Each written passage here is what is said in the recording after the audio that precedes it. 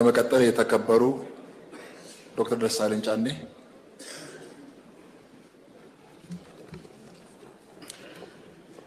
አመሰግናለሁ። የተከበሩ አፈ ጉባኤ፣ ክቡር ጠቅላይ ሚኒስትሩንም ለጥያቄዎቻችን ምላሽ ለመስጠት በመካከላችን ስለተገኙ ማመስገን እፈልጋለሁ። ወደ ከምስጋና ቀጥሎ ወደ ጥያቄዎች ከመግባቴ በፊት እኔም ስለ አባይ መጠናቀቅ አንዳንድ ነገሮችን ማለት እፈልጋለሁ። ስለ ግድቡ የግድቡ መጠናቀቅ ለኢትዮጵያ ትልቅ ድል ነው። ለሀገራችን የሚፈጥርላት ሰፊ ጂኦስትራቴጂክ አቅም እንዳለ እረዳለሁ፣ አምናለሁ። ዘግይቶም ቢሆን እንኳ መጠናቀቁ በጣም የሚያስደስት ነው። በርካታ በኢህአዴግ ጊዜ ተጀምሮ የነበሩ ፕሮጀክቶች እንደ ማዳበሪያ፣ እንደ ስኳር ፕሮጀክቶች ተቋርጠው የቀሩ አሉ። ቢያንስ ይህ ትልቅ ሀገራዊ ፕሮጀክት ሳይቋረጥ መጠናቀቁ በግሌም የፈጠረብኝን ደስታ መግለጽ እፈልጋለሁ። ከዚህ ጋር እያይዤ ግን ክቡር ጠቅላይ ሚኒስትር እንደሚያውቁት በአባይ ማስተር ፕላን እንዲገነቡ አባይ ላይ የታቀዱ የተጠኑ ግድቦች 4 ካስኬድ ዳሞች ናቸው። የመጨረሻውን ቦርደር ዳሙ ነው የገነባ ነው። ከላይ 3 አሉና ቢያንስ ሁለተኛውን ከላይ ካሉት ከ3ቱ አንዱን ፕሮጀክት ማሰብ ብንጀምርና በእርስዎ ጊዜ ቢያንስ እንደዚህ አይነት የታላቁ የህዳሴ ግድብ አይነት ፕሮጀክት የመሰረት ድንጋይ ቢቀመጥ ነገ ቀጣይ ትውልድ ሊጨርሰው ይችላልና እሱ በዚህ አጋጣሚ እንዲታሰብ ማለት ፈልጋለሁ። በመቀጠል ወደ ጥያቄዎች አልፋለሁ። ክቡር ፕሬዝዳንቱ ለሁለቱ ምክር ቤቶች ያቀረቡት የመክፈቻ ንግግር ብሩህ ተስፋን የተሞላ ቢሆንም በኢትዮጵያውያን የዕለት ከዕለት ህይወት ውስጥ ካለው መሰረታዊ የሰላምና የጸጥታ መናጋት፣ የኑሮ ውድነትና የዲሞክራሲ ምህዳር መጥበብ ከንግግራቸው ይዘት ጋር የሚጣረስ ነው የሚል እምነት አለኝ። በዚህ ዙሪያ የሚከተሉትን 3 ዋና ዋና ጥያቄዎች ለክቡር ጠቅላይ ሚኒስትሩ አቀርባለሁ። የማቀርባቸው ጥያቄዎችም ዛሬም በጨለምተኝነት እንደማይወሰዱ ተስፋ አደርጋለሁ። መሬት ላይ ያሉ ተጨባጭ የህዝቡን ጥያቄዎች ማቅረብ ፕራግማቲዝም እንጂ ጨለምተኝነት ሊሆን አይችልም።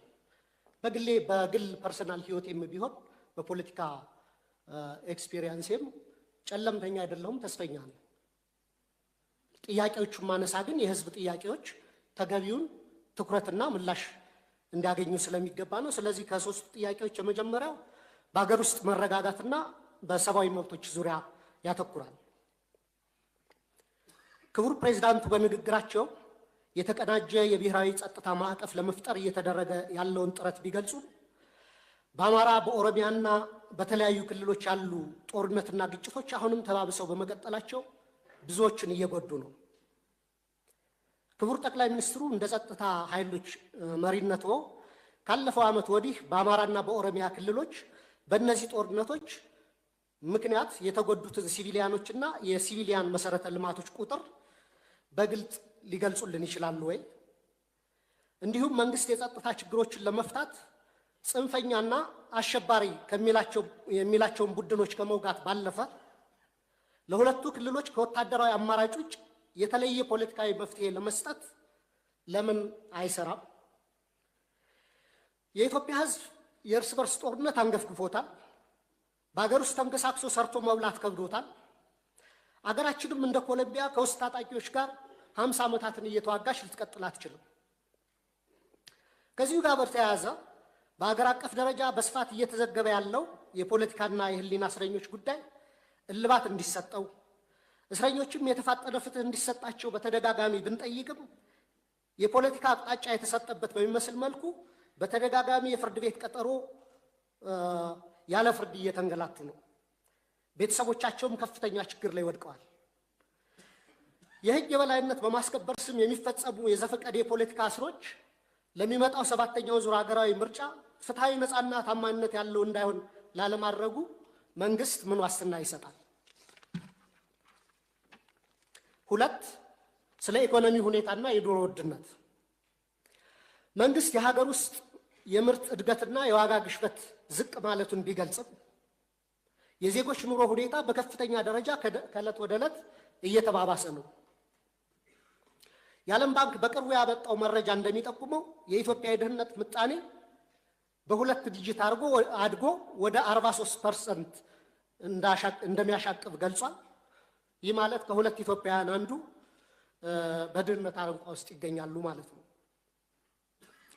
ስለዚህ አንደኛ ኑሮ ውድነትና የድህነት ቅነሳን በተመለከተ መንግስት በሚያቀርባቸው ይፋዊ ስታቲስቲክስና በህዝብ የዕለት ከዕለት ኑሮ መካከል ያለውን ሰፊ ልዩነት እንዴት ሊያብራራልን ይችላል? መሰረታዊ የምግብና የፍጆታ ዕቃዎች ዋጋ መጨመርን ለመከላከልና ተጨማሪ ቤተሰቦች ወደ ድህነት እንዳይገቡ ለመከላከል መንግስት ለመተግበር ያቀደው አስቸኳይ ዕቅድ ካለ ቢብራራልን።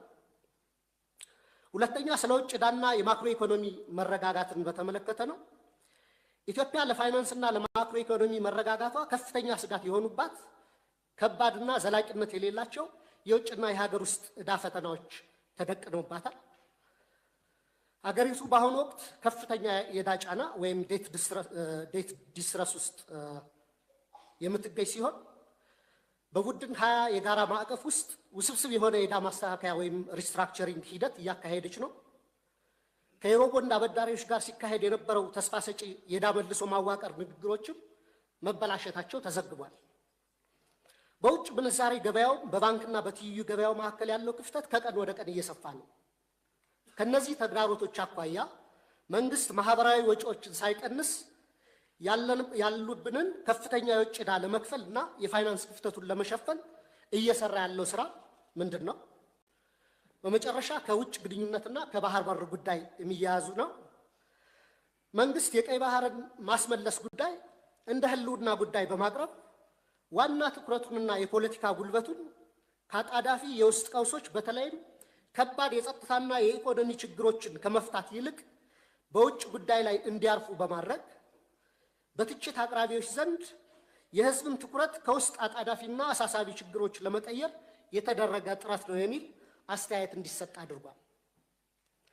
በሀገሪቱ ውስጥ ካለው የውስጥ ችግሮች ክብደት አኳያ መንግስት ይህንን ከፍተኛ የፖለቲካ አቅም ለውጫዊ ግብና ዓላማ ከመዋል ይልቅ ተመሳሳይ ጉልበትና ትኩረትን የውስጥ የፖለቲካ ግጭቶችን ለመፍታትና ከራሱ ዜጎች ጋር ዘላቂ ሰላምን ለማምጣት ለምን አይጠቀምበትም? ብሔራዊ ጥቅምን ለማስከበር የሚደረግ ማንኛውም አይነት ዲፕሎማሲያዊ ጥረትን በግሌ እቀበለዋለሁ። መንግስት ጉዳዩን የመራበት መንገድ ግን 10 ድስት ጥዶ አንዱንም ሳያማስል እንደሚያሳርረው አይነት ነው።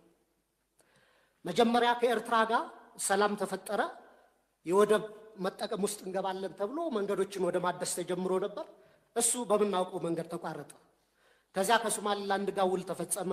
ከዛ ከጅቡቲ ጋር ታጁራን ለማልማት ከዛ እንደገና ከሶማሊያ ጋር ባንካራ ውጤት ተሞክሯል። ግን እስካሁን ተጨባጭ ውጤት አልታየም። ትላንት ይመስለኛል እንዲሁም የታጁራን ወደብ ሳውዲ በረዥም ጊዜ የሊዝ ውል እንደወሰደችው እየሰማን ነው። ከኛ በኋላ መጥቶ ይመስለኛል። አሁንም ደግሞ ከኤርትራ ጋር በጦርነት ዋዜማ ላይ የምንገኝ ይመስለኛል።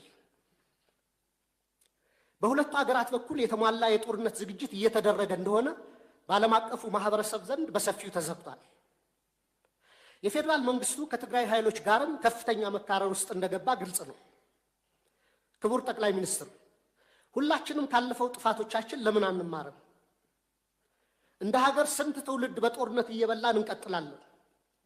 ከትግራይ ኃይሎች ከፋኖና ከወረና ቢሉስማ ኦሮሞ ጋር መንግስቱ የገባበትን ሁኔታ ባረቆ አስተዋይነትና በድርድር እንዲፈታ፣ የባህር በር ጉዳይንም አስመልክቶ ከኤርትራ ጋር የገባንበትን ሰጥ አገባ በሰላማዊ ህጋዊና ሰጥቶ መቀበል መሰረት ባደረገ አካሄድ ብቻ እንዲፈታ ጠይቃለሁ።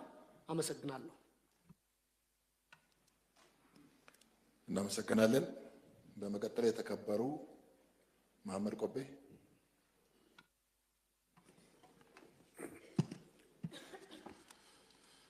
አመሰግናለሁ። የተከበሩ አፈ ጉባኤ፣ እንዲሁም ክቡር ፕሬዝዳንት በሁለቱ ምክር ቤቶች መክፈቻ ላይ ተገኝተው ባቀረቡት ንግግር ላይ ለምናነሳቸው ጥያቄዎች መልስና ማብራሪያ ለመስጠት ክቡር የኢፌዴሪ ጠቅላይ ሚኒስትር ዶክተር አብይ አህመድ በመካከላችን ስለተገኙ ከልብ አመሰግናለሁ።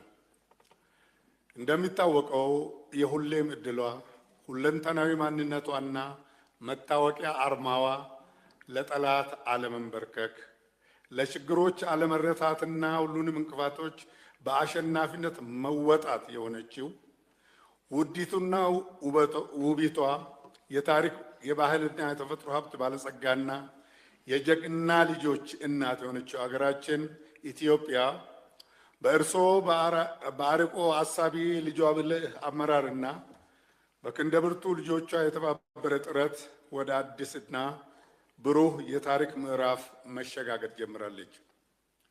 ከዘመናት የፖለቲካና የኢኮኖሚ የአቅጣጫ ብዥታ ወጥታ የጠራ የእድገት ፈር ይዛ መራመድ በመጀመሯም የተደበቀ እምቅ አቅሟ እየተገለጠ ቶሎ የማደግ ተስፋችን እየለመለመና ደረጃ በደረጃ እየተጨበጠ መጥቷል።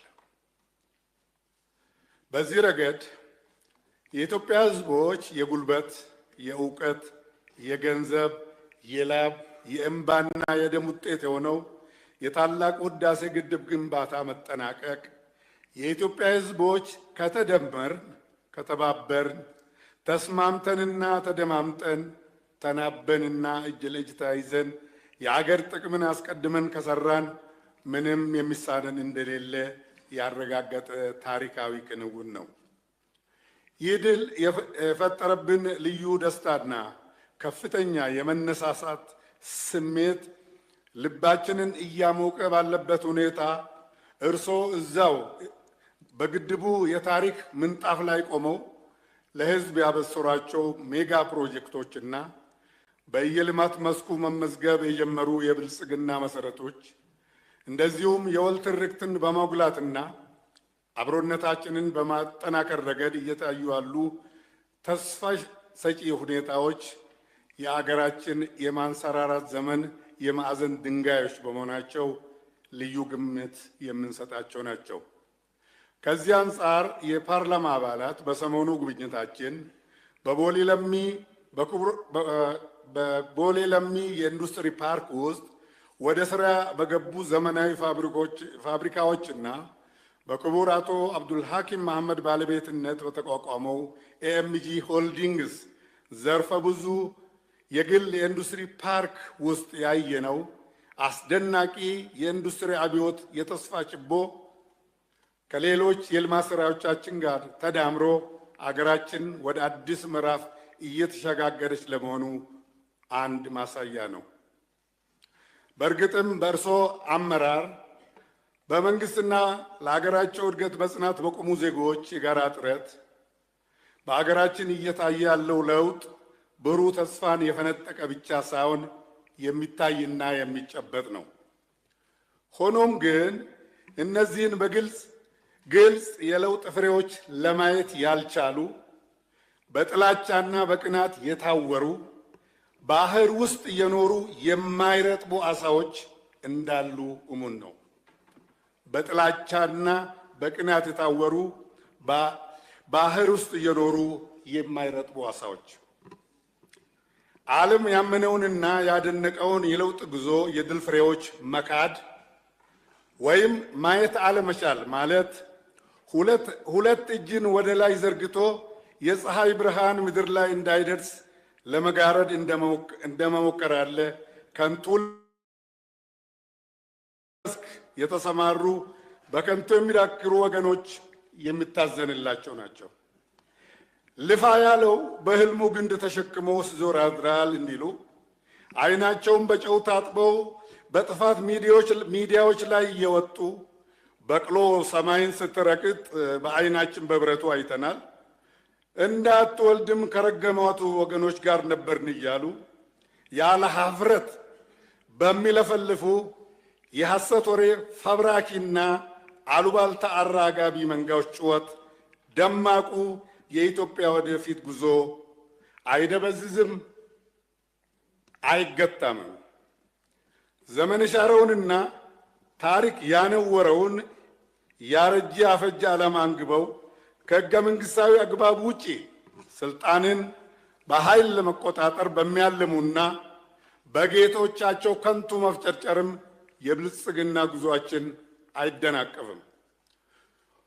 ውዲቷ ኢትዮጵያችንን ደማቅ የአፍሪካ የብልጽግና ተምሳሌት ለማድረግ ክቡርነቱ ያለዎትን ራዕይና እምቅ አቅም የተረዱ ሐሳብ አጠር የውድቀት ኃይሎች የአገር መሪንና ሕዝብን ማራራቅ ያስችለናል ብለው ክቡር ማንነቱን ለማጠልሸት ስሙን የጥፋት መዝሙራቸው አዝማች እያደረጉ አብይ አብይ አብይ እያሉ ቀን ከሌሊት በመጮህ ማንነታቸውን ያረከሱ ሁሉ ቅዠታቸው አይሰምርላቸው።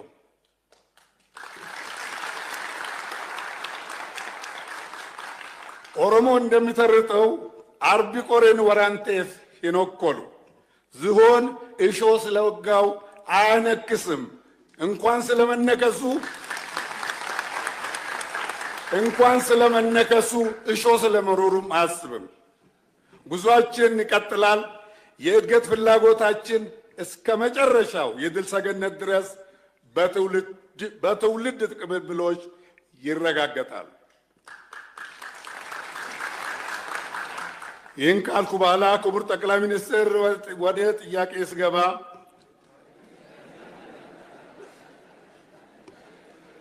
በ2018 የመንግስት የትኩረት አቅጣጫ ላይ በግብርና ልማት 6.8% እድገት ለማስመዝገብ ታቅዷል። ግብርና የምግብ ዋስትናን ለማረጋገጥ፣ ለኢንዱስትሪ ግብዓት አቅርቦት፣ ለስራ ዕድል ፈጠራ፣ ከውጭ የሚገቡ ምርቶችን በሀገር ውስጥ ለመተካትና የወጪ ንግዳችንን በሚገባ ለማሳለጥ ያለው ሚና ከፍተኛ ነው። መንግስት ይህንን በሚገባ ተረድቶ በልዩ ትኩረት እየሰራ እንደሚገኝ ይታወቃል። በመሰረቱ ለግብርና ምርትና ምርታማነት እድገት የአፈር ለምነትንና ጤንነትን መጠበቅና ማሻሻል ወሳኝ ነው። ሆኖም ግን የሀገራችን ደጋማና ዝናብ የሚበዛባቸው አካባቢዎች ለሰብል ምርት ምቹ ቦታዎች ቢሆኑም በአፈር አሲዳማነት እጅግ የተጠቁ በመሆናቸው ምርታቸው ከጊዜ ወደ ጊዜ እያሽቆለቆለ ይገኛል።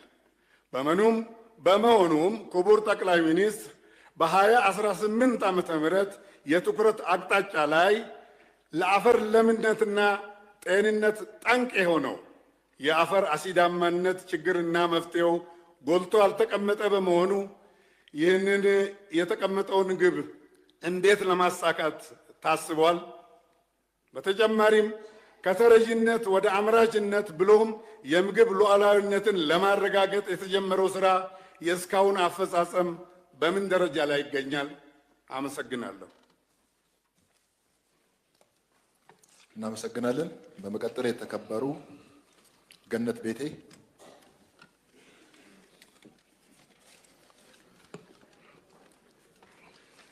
እጅግ በጣም አመሰግናለሁ። የተከበሩ አፈ ጉባኤ፣ ክቡር ጠቅላይ ሚኒስቴራችን ለምናነሳቸው ጥያቄዎች ምላሽና ማብራሪያ ለመስጠት ስለተገኙ እያመሰገንኩ ጥያቄን ባጭሩ እንደሚከተለው አቀርባለሁ።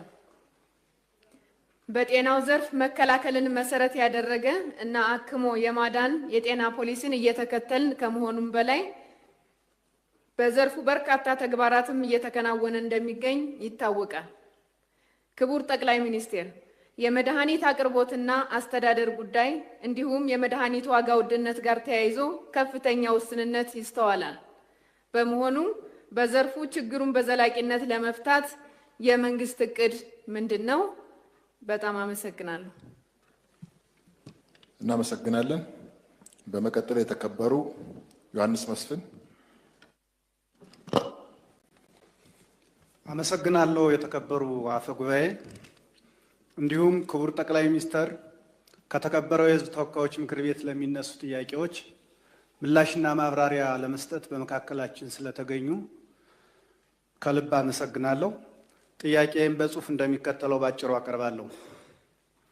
በክቡር ፕሬዝዳንቱ ንግግር ላይ ባለፉት ዘመናት በሀገራችን የመሰረተ ልማት ተደራሽነት ወደሚፈለገው ደረጃ ባለመድረሱ የኢኮኖሚ እድገታችን ጎድቶታል ተብሎ ተገልጿል።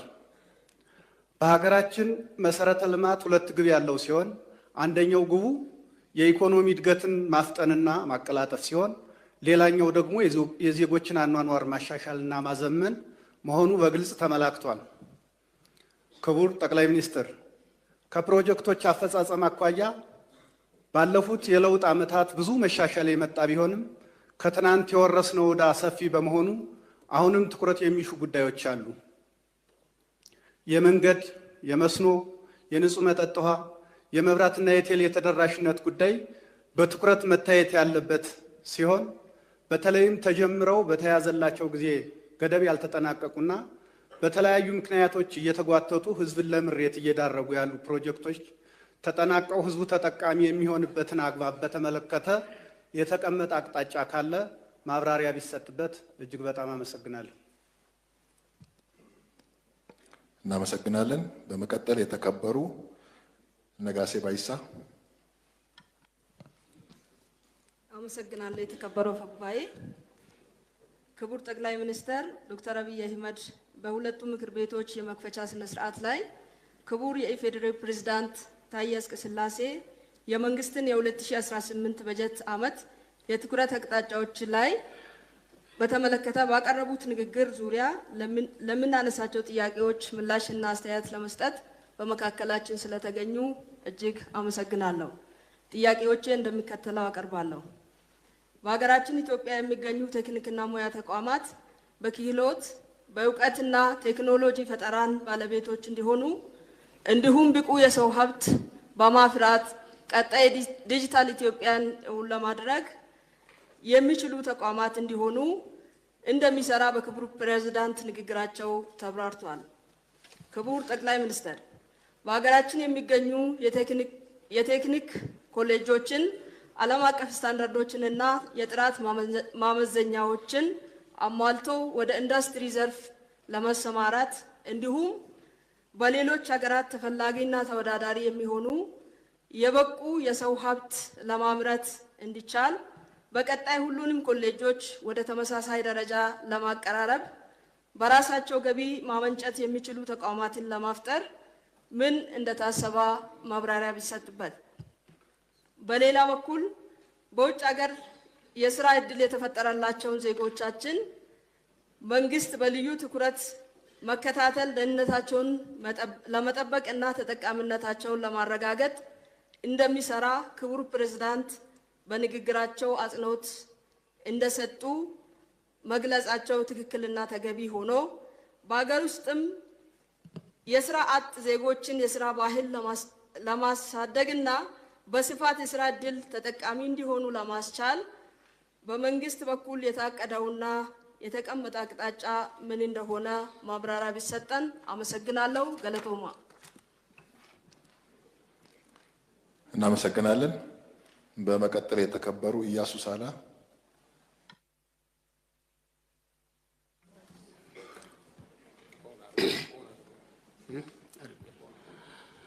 አመሰግናለሁ። የተከበሩ አፈ ጉባኤ፣ እንዲሁም በህገ መንግስታችን አንቀጽ 71 እና በምክር ቤቱ የአሰራርና አባላት ስነ ምግባር ደንብ ቁጥር 6/2008 አንቀጽ 11(2) መሰረት የኢፌዴሪ ፕሬዝዳንት መስከረም 26 ቀን 2018 ዓ.ም ለሁለቱ ምክር ቤቶች የጋራ ስብሰባ ያቀረቡትን የፌዴራል መንግስት ዓመታዊ ዕቅድን ያመላከተ የመክፈቻ ንግግር ተከትለው ከህዝብ ተወካዮች ምክር ቤት አባላት ለሚነሱ ጥያቄዎች ምላሽ ለመስጠት እና የመንግስትን አቋም ለመግለጽ ክቡር ጠቅላይ ሚኒስትራችን በመካከላችን ስለተገኙ እጅግ አድርጌ አመሰግናለሁ። ኢትዮጵያ በአባይና በቀይ ባህር መካከል የተፈጠረች አገር ናት። ከአክሱም ዘመነ መንግስት ጀምሮ ያለፈ ታሪካችን የሚያረጋግጠው እድገቷም ይሁን ውድቀቷ ከሁለቱ ውሃዎች ጋር የተሳሰረ መሆኑን ነው። መንግስት ኢትዮጵያን ወደ እነዚህ ውሃዎች በተለይም ወደ ቀይ ባህር ለመመለስ እና ፍትሃዊ ተጠቃሚነትን ለማስፈን ስራ መጀመሩንና እየተገኙ ያሉ ውጤቶች እጅግ ተስፋ ሰጪ መሆናቸው በክቡር ፕሬዝዳንቱ ንግግር ውስጥ ተመላክቷል። ይህንን ፍትሐዊ የሀገርና የሕዝብ የዘመናት ጥያቄ በመቃወም የኢትዮጵያ መንግስት ወደ ጦርነት ሊገባ ነው፣ በጎረቤት ሀገር ላይ እርምጃ ሊወስድ ነው፣ መንግስት አጀንዳ ሊያስቀይር ነው የሚሉ በሬ ወለድ አሉባልታ፣ እደግመዋለሁ፣ በሬ ወለድ አሉባልታ የሚረጩ ባዳዎች፣ ባንዳዎችና ጽንፈኛ ተላላኪዎች ዛሬም አልጠፉ። በመሆኑም ክቡር ጠቅላይ ሚኒስትር በዚህ ጉዳይ ላይ ለኢትዮጵያ ሕዝብና ለጎረቤት ሀገራት እንዲሁም ለዓለም አቀፍ ማህበረሰብ ተጨማሪ ማብራሪያ ቢሰጡ። አመሰግናለሁ። እናመሰግናለን። ከምክር ቤት አባላት ለተነሱ ጥያቄዎች እና አስተያየቶች ምላሽና ማብራሪያ እንዲያቀርቡ ለክቡር ጠቅላይ ሚኒስትር ዕድል እንሰጣለን።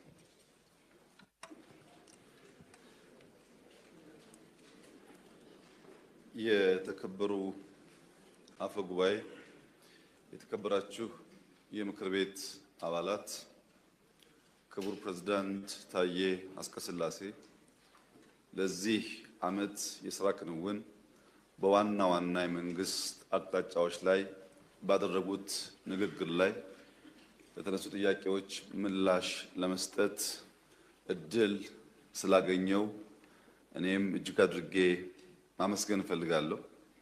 በመጀመሪያ የተከበረው ምክር ቤት እና ክቡር አፈ ጉባኤ 2017 በኢትዮጵያ ታሪክ እና የታሪክ እጥፋት ውስጥ ትላልቅ ጉዳዮች ያሳካንበት፣ ይቻላሉ ተብሎ የማይታሰቡ ጉዳዮች ተችለው ያየንበት፣ የተከናወንበት፣ የተናገርናቸውን ቃል የገባንባቸውን ዋና ዋና ጉዳዮች የፈጸምንበት እጅግ የስኬት ዓመት በጋራ ማሳለፍ ስለቻል እንኳን ደስ ያላችሁ ላችሁ እወዳለሁ።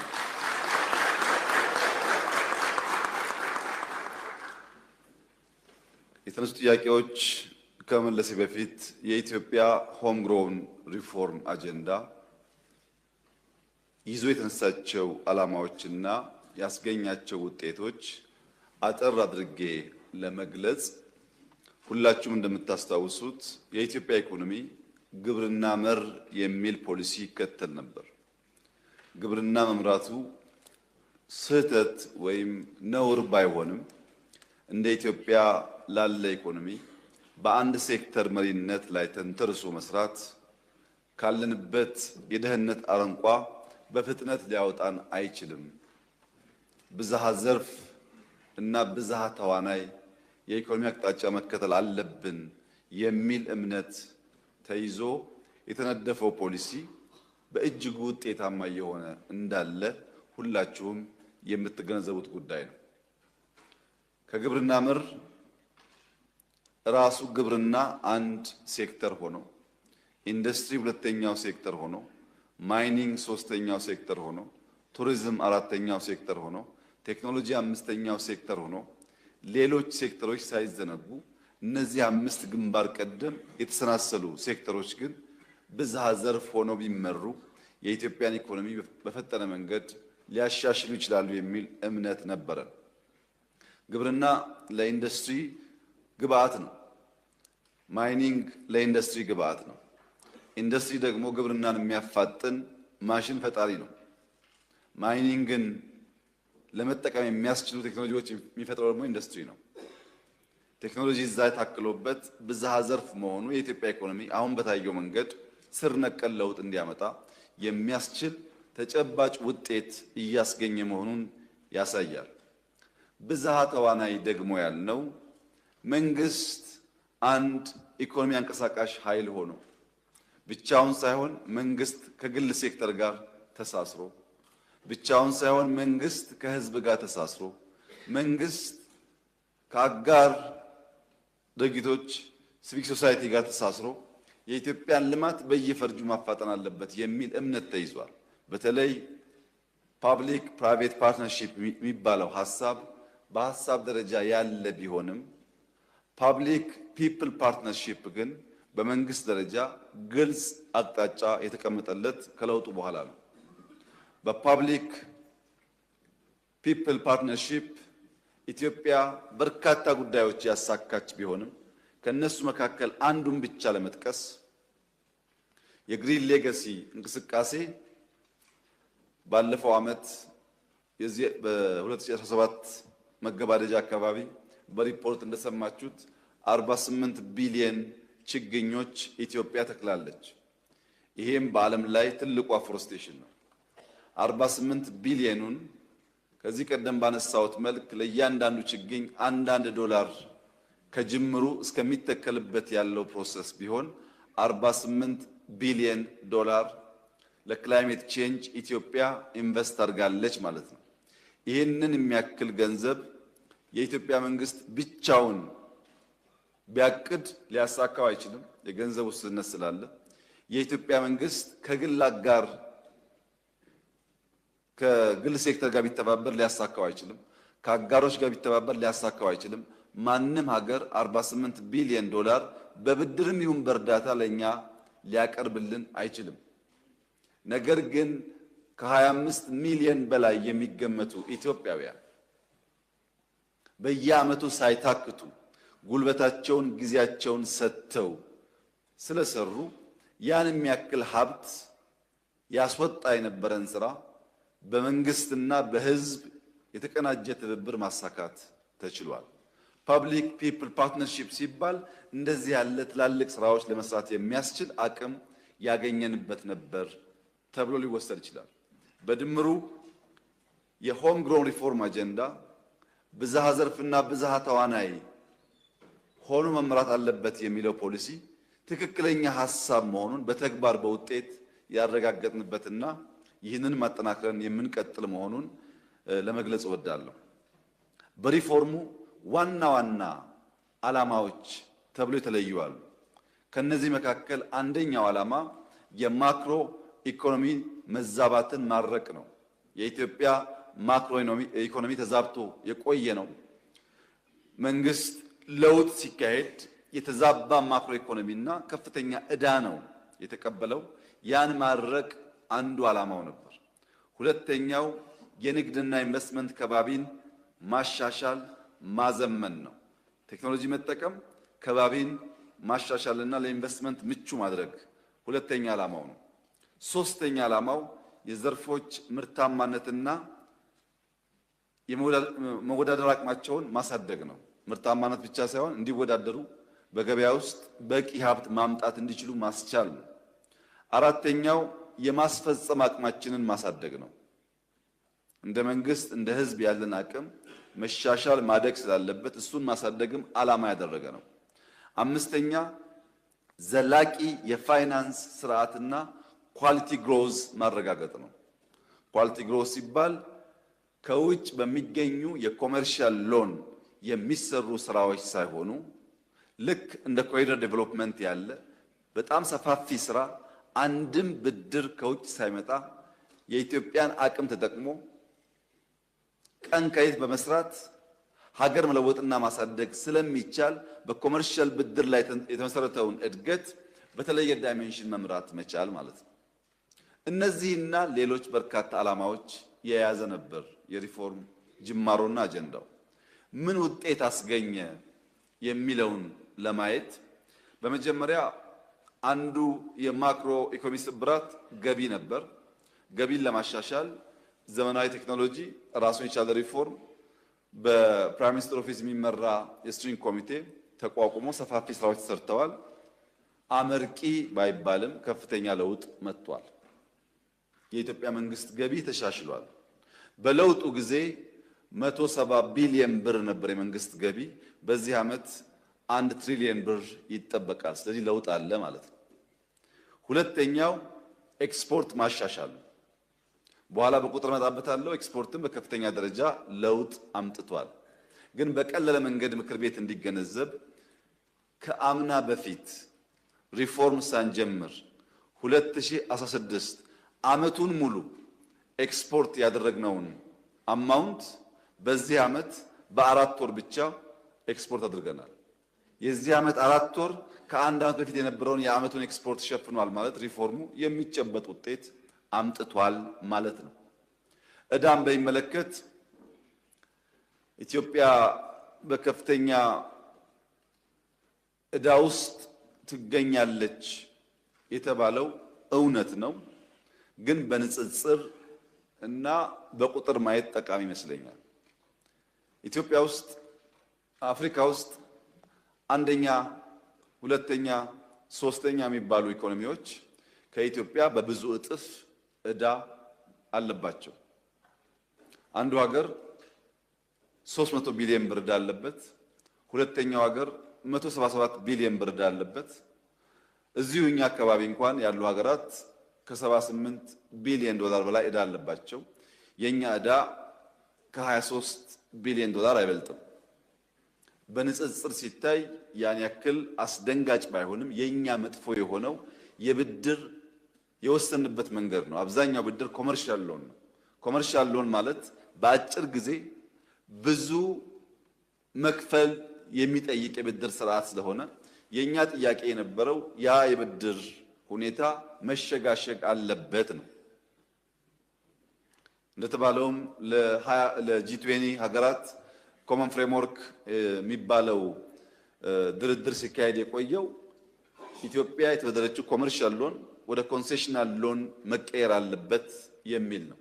በዚህም በሪፎርሙ ምክንያት ከ4 እስከ 4.5 ቢሊዮን ዶላር የሚጠጋ የዕዳ ሽግሽግ ተደርጓል። ይህ ታላቅ ድል ነው፣ የሪፎርሙ ውጤት ነው። ኢትዮጵያ አሁን ዕዳ ለመክፈል ምንም አይነት ችግር የለባትም። ከሪፎርም በፊት እንቸገራለን በዚህ ከቀጠለ የሚል ስጋት ነበረን። የተሳካ ድርድር ስላካሄድን አሁን ዕዳችንን ለማስተዳደር ችግር የለብንም። ዩሮ ቦንድ በሚመለከት እግረ መንገድ የተነሳው ጥያቄ ሌሎች የኮመን ፍሬምወርክ ሐሳብ ተቀብለው ሲስማሙ ዩሮ ቦንድ ያበደሩት አካላት ግን የኢትዮጵያ ኤክስፖርት በከፍተኛ ደረጃ እያደገ ስለሆነ ኢኮኖሚያችሁ እያደገ ስለሆነ በዚያ ፍሬምወርክ ማዕቀፍ ውስጥ መታቀፍ አንፈልግም የሚል ሐሳብ ነው ያነሱት። እድገታችንን አጋነው በማየት መክፈል ስለምትችሉ በነበረው መንገድ ቢቀጥል የሚል ሐሳብ ነው ያነሱት። ድርድር እያካሄድ ነው። የኛ ጥያቄ ደግሞ ሁሉም ብድሮች በኮመን ፍሬምወርክ ማዕቀፍ ውስጥ ገብተው ሽግሽግ ይደረግላቸው ነው። ለዚያም ነው ከ4 እስከ 4.5 ቢሊዮን ምለው እስከ 4 ያለው የተረጋገጠ ቢሆንም ቀሪ ድርድሮች ስላሉ ነው ከፊሉ መረጋገጥ የሚፈልገው። ዕዳ መቆጣጠር፣ ዕዳን ገቨርን ማድረግ የምክር ቤቱ ኮንሰርን መሆኑ ትክክለኛ ሐሳብ ነው። ለዚህም ነው የለውጡ መንግስት ባለፉት 7+ ዓመታት $1 በኮመርሻል ሎን አልተበደርንም።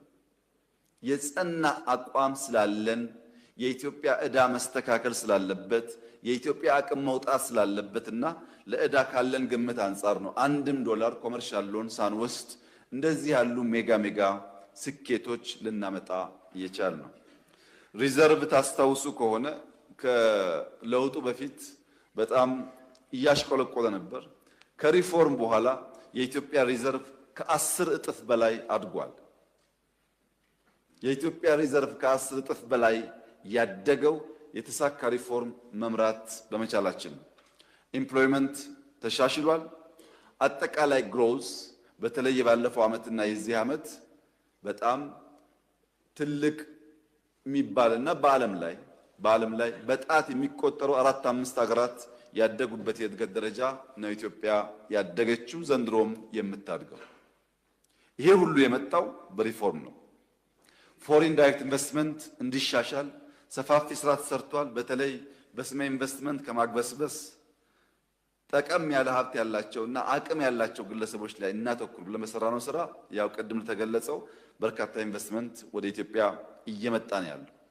የሀገር ውስጥ ኢንቨስተሮች ሀብታቸውን በተቀናጀ መንገድ ኢትዮጵያ ውስጥ ማፍሰስ እንዲችሉ ሰፋፊ ስራ ተሰርቷል። ውጤትም እያየንበት ነው።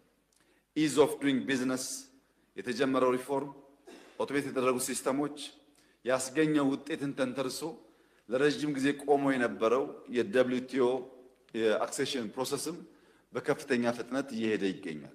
በሁሉም መስፈርት ሲታይ የኢትዮጵያ የኢኮኖሚ ሪፎርም ስብራቶች የጠገነበት ፍጥነትና ያስገኘው ውጤት አስደማሚ ተብሎ ሊወሰድ ይችላል፣ በማንም አይን መመዘኛ ቢሆን።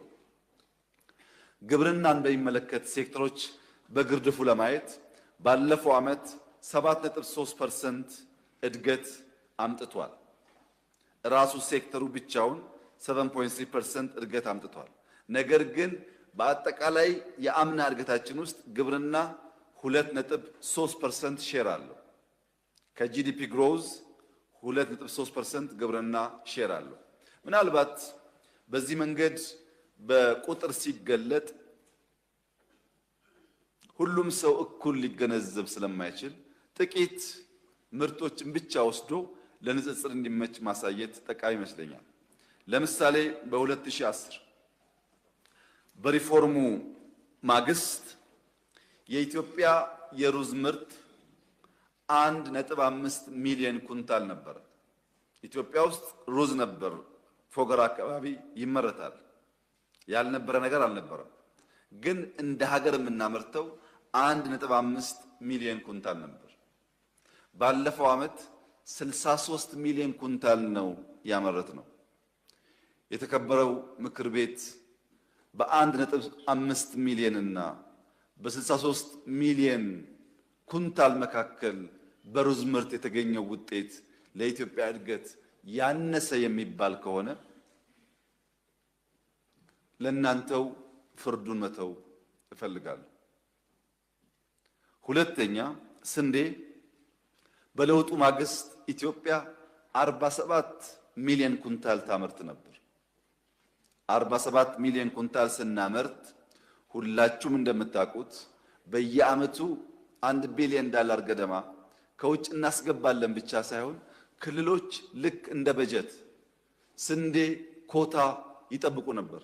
የኔ ኮታ እያሉ የፌዴራል መንግስት ከገዛ በኋላ ስንዴን ልክ እንደ በጀት በኮታ ያከፋፍል ነበር ለመከላከያ፣ ለፖሊስ፣ ለብዙ ተቋማት። ባለፈው ዓመት ስንዴ ከ280 ሚሊዮን ኩንታል በላይ አምርተናል። በ47 ሚሊዮን እና በ280 ሚሊዮን ኩንታል መካከል ስንት እጥፍ ልዩነት እንዳለ አስቡት። ይሄ ስንዴ የሚመረተው ስለፈለገን ብቻ አይደለም። በጣም በርካታ አድካሚ አታካሽ ስራዎች በመንግስትና በአርሶ አደር ቅንጅት ተሰርተው ነው። ቡናን እንውሰድ። ቡና ከለውጡ ማግስት 4.5 ሚሊዮን ኩንታል ነው ያመረትነው። ኤክስፖርት ያደረግነው $700,000 ገደማ ነው። የኢትዮጵያ ትልቁ ቡና ኤክስፖርት የነበረው በዚያ ዘመን። ባለፈው ዓመት 11.5 ሚሊዮን ኩንታል ቡና አምርተናል።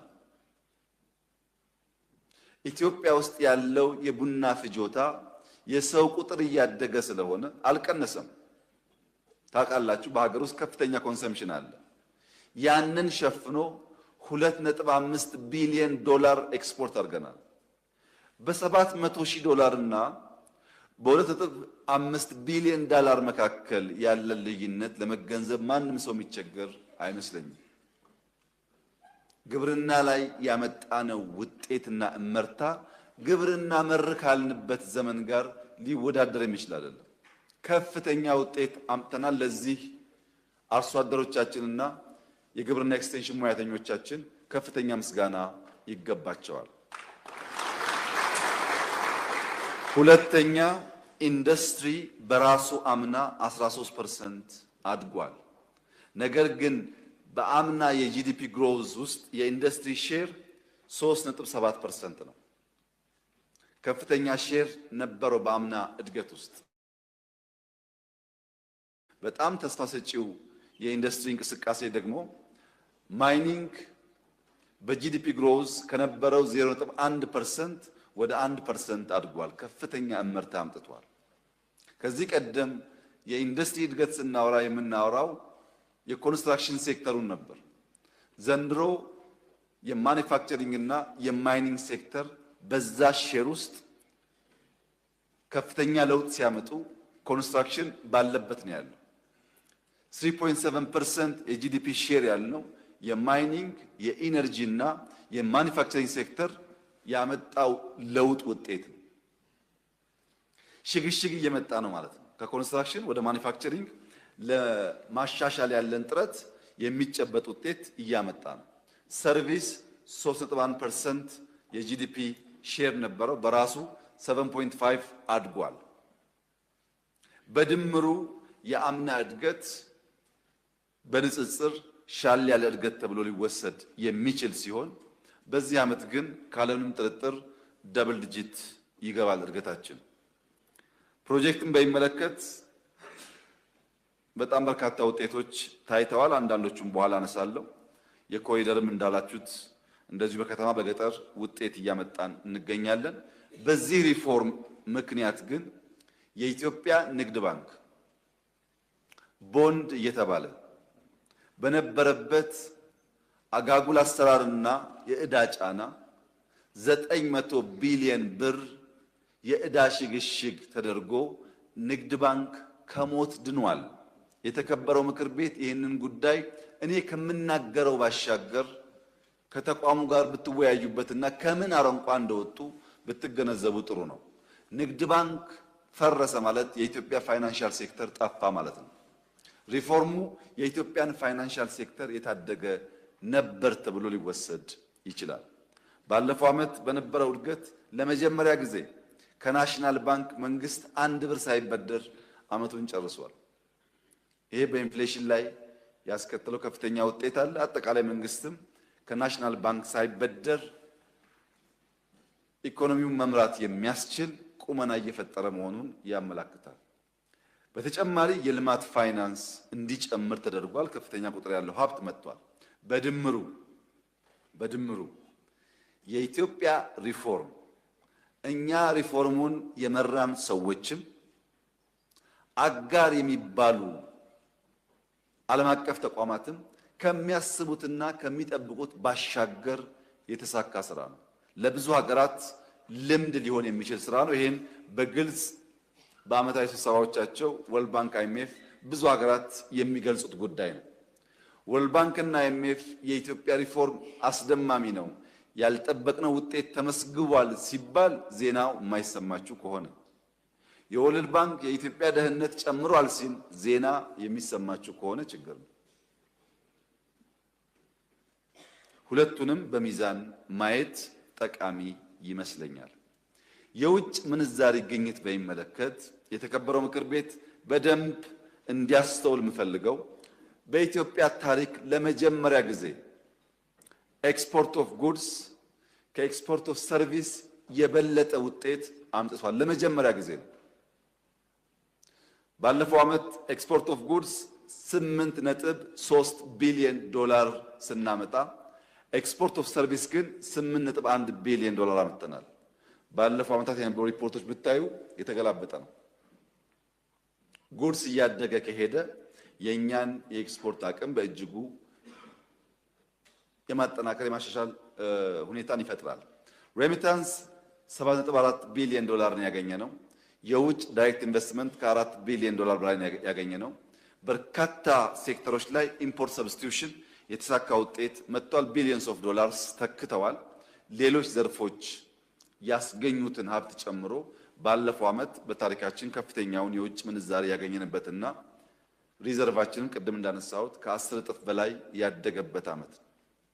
ይሄ የሚጨበጥ የሚዳሰስ የሚታይ እድገት ነው። እንደ ከዚህ ቀደሙ ያለ የቁጥር እድገት አይደለም። የኢትዮጵያ የአሁን እድገት ጥሩ አፍንጫ ያለው ሰው በሽታ ያውቀዋል። ከተማ ውስጥ ሲንቀሳቀስ በሽታ እድገቱን ያውቀዋል። ጥሩ አይን ያለው ሰው በማየት ብቻ የኢትዮጵያን እድገት ሊገነዘብ ይችላል። ጥሩ ጆሮ ያለውም ሰው በመስማት በማድመጥ አናላይዝ ማድረግ ሊያየው ይችላል። የኢትዮጵያ እድገት ለመላ አፍሪካ ምሳሌ ተደርጎ የሚወሰድ ነው።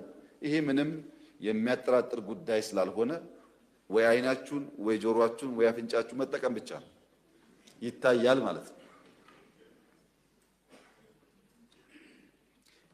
የኢትዮጵያ እድገትና ለውጥ የመጣ ያለፈ ያገደመ ሁሉ የሚናገረው ነው። ኢትዮጵያውያን በዛ ልክ መገንዘባችንን መፈተሽ ያስፈልጋል። ይህ ሲባል ግን ኢትዮጵያ አድጋ ጨርሳለች፣ እንደ ሁሉ ነገር አልጋ ባልጋ ሆኗል ማለት ደግሞ አይደለም። ኮንሰርኖች ቢነሱ ተገቢ ነው፣ ቢታዩም ተገቢ ነው፣ ለማሻሻል ብንተጋም ተገቢ ነው። ያለውን ነገር ክደን ሳይሆን ያለውን ተቀብለን የሚጎለውን በማመላከት ከሆነ እጅግ ጠቃሚ የሚሆን ይመስለኛል። ኢንፍሌሽን በሚመለከት ከዓመት በፊት ከሪፎርም በፊት እዚህ ምክር ቤት ቀርቤ የተለያየ አንቲፔን ሰተነው በሽታው ሊድን ስላልቻለ ሰርጀሪ ይፈልጋል ብያችሁ ነበር። ሲሪየስ ስራ ካልሰራን በስተቀር ኢንፍሌሽን በሚባለው ልክ ውጤታማ ሊሆን አልቻለም ብያችሁ ነበር። በዚያው ቃል መሰረት በተሰራው ሪፎርም እና በተከተልነው ሆሊስቲክ አፕሮች የኛን የኢንፍሌሽን ማጥቂያ መንገድ ከሌሎች የሚለየው ሆሊስቲክ መሆኑ ነው። የኢትዮጵያን መሰል ሪፎርም ያደረጉ በርካታ ሀገራት እኛም ልምድ ለመውሰድ የሄንባቸው ካስቸገራቸው መስክ አንዱ ኢንፍሌሽን ነው። ሪፎርምና ኢንፍሌሽን አብሮ ማስኬድ ያስቸግራል። በእኛ ሁኔታ በሚያስደንቅ መንገድ ኢንፍሌሽንም ባለፉት 20 ዓመታት በተለይ ከሚሌኒየም በኋላ የነበረው ማሻቀብ ረገብ ያለበት ዘመን ነው። ይሄ የሆነበት ምክንያት አንደኛ ሰፕላይ ሳይድ ቅድም እንዳነሳሁት በግብርና ሰፊ ስራ ስለሰራን ሰፕላይ ሳይዱ በመሰራቱ ምክንያት የገበያ መረጋጋቱ በብር ብቻ ሳይሆን በሰፕላይም የታረቀ የተስተካከለ እንዲሆን ረድቷል። ሁለተኛ የገበያ ትስስር ለመፍጠር በተለይ ሰንዴይ ማርኬት ብለን በሺህ የሚቆጠሩ ማርኬቶች ለመፍጠር ያደረግነው ሙከራ ኢትዮጵያ ውስጥ ያልነበረ ልምምድ ነው። እሱ ሻጭና ገዢን አምራችና ምርት ፈላጊን ለማገናኘት በእጅጉ አግዟል። ሶስተኛ ድጎማ ነው። ባለፈው ዓመት ለሴፍቲኔት 60 ቢሊዮን ብር ድጎማ ተደርጓል። ለማዳበሪያ 84 ቢሊዮን ብር ድጎማ ተደርጓል። ለነዳጅ 140 ቢሊዮን ብር ድጎማ ተደርጓል። ለደሞዝ 160 ቢሊዮን ብር ጨምረናል ዘንድሮ። በድምሩ 440 ቢሊዮን ብር ገደማ ድጎማ ወጥተናል። 440 ቢሊዮን ብር ማለት ለውጥ ሲመጣ የኢትዮጵያ አኑዋል በጀት እዚህ ጋር አልደረሰም። ይህንን ቁጥር የሚያክል በጀት አልነበረም።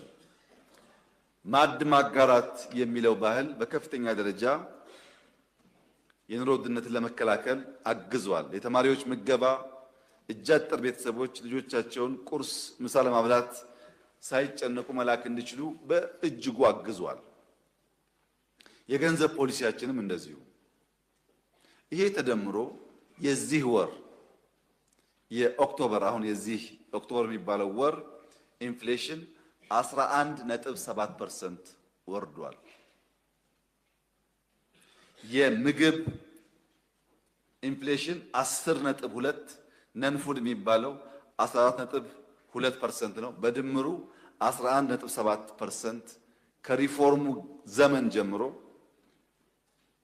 ዘ ሎስት የሚባለው ኢንፍሌሽን ሬት ይሄኛው ነው።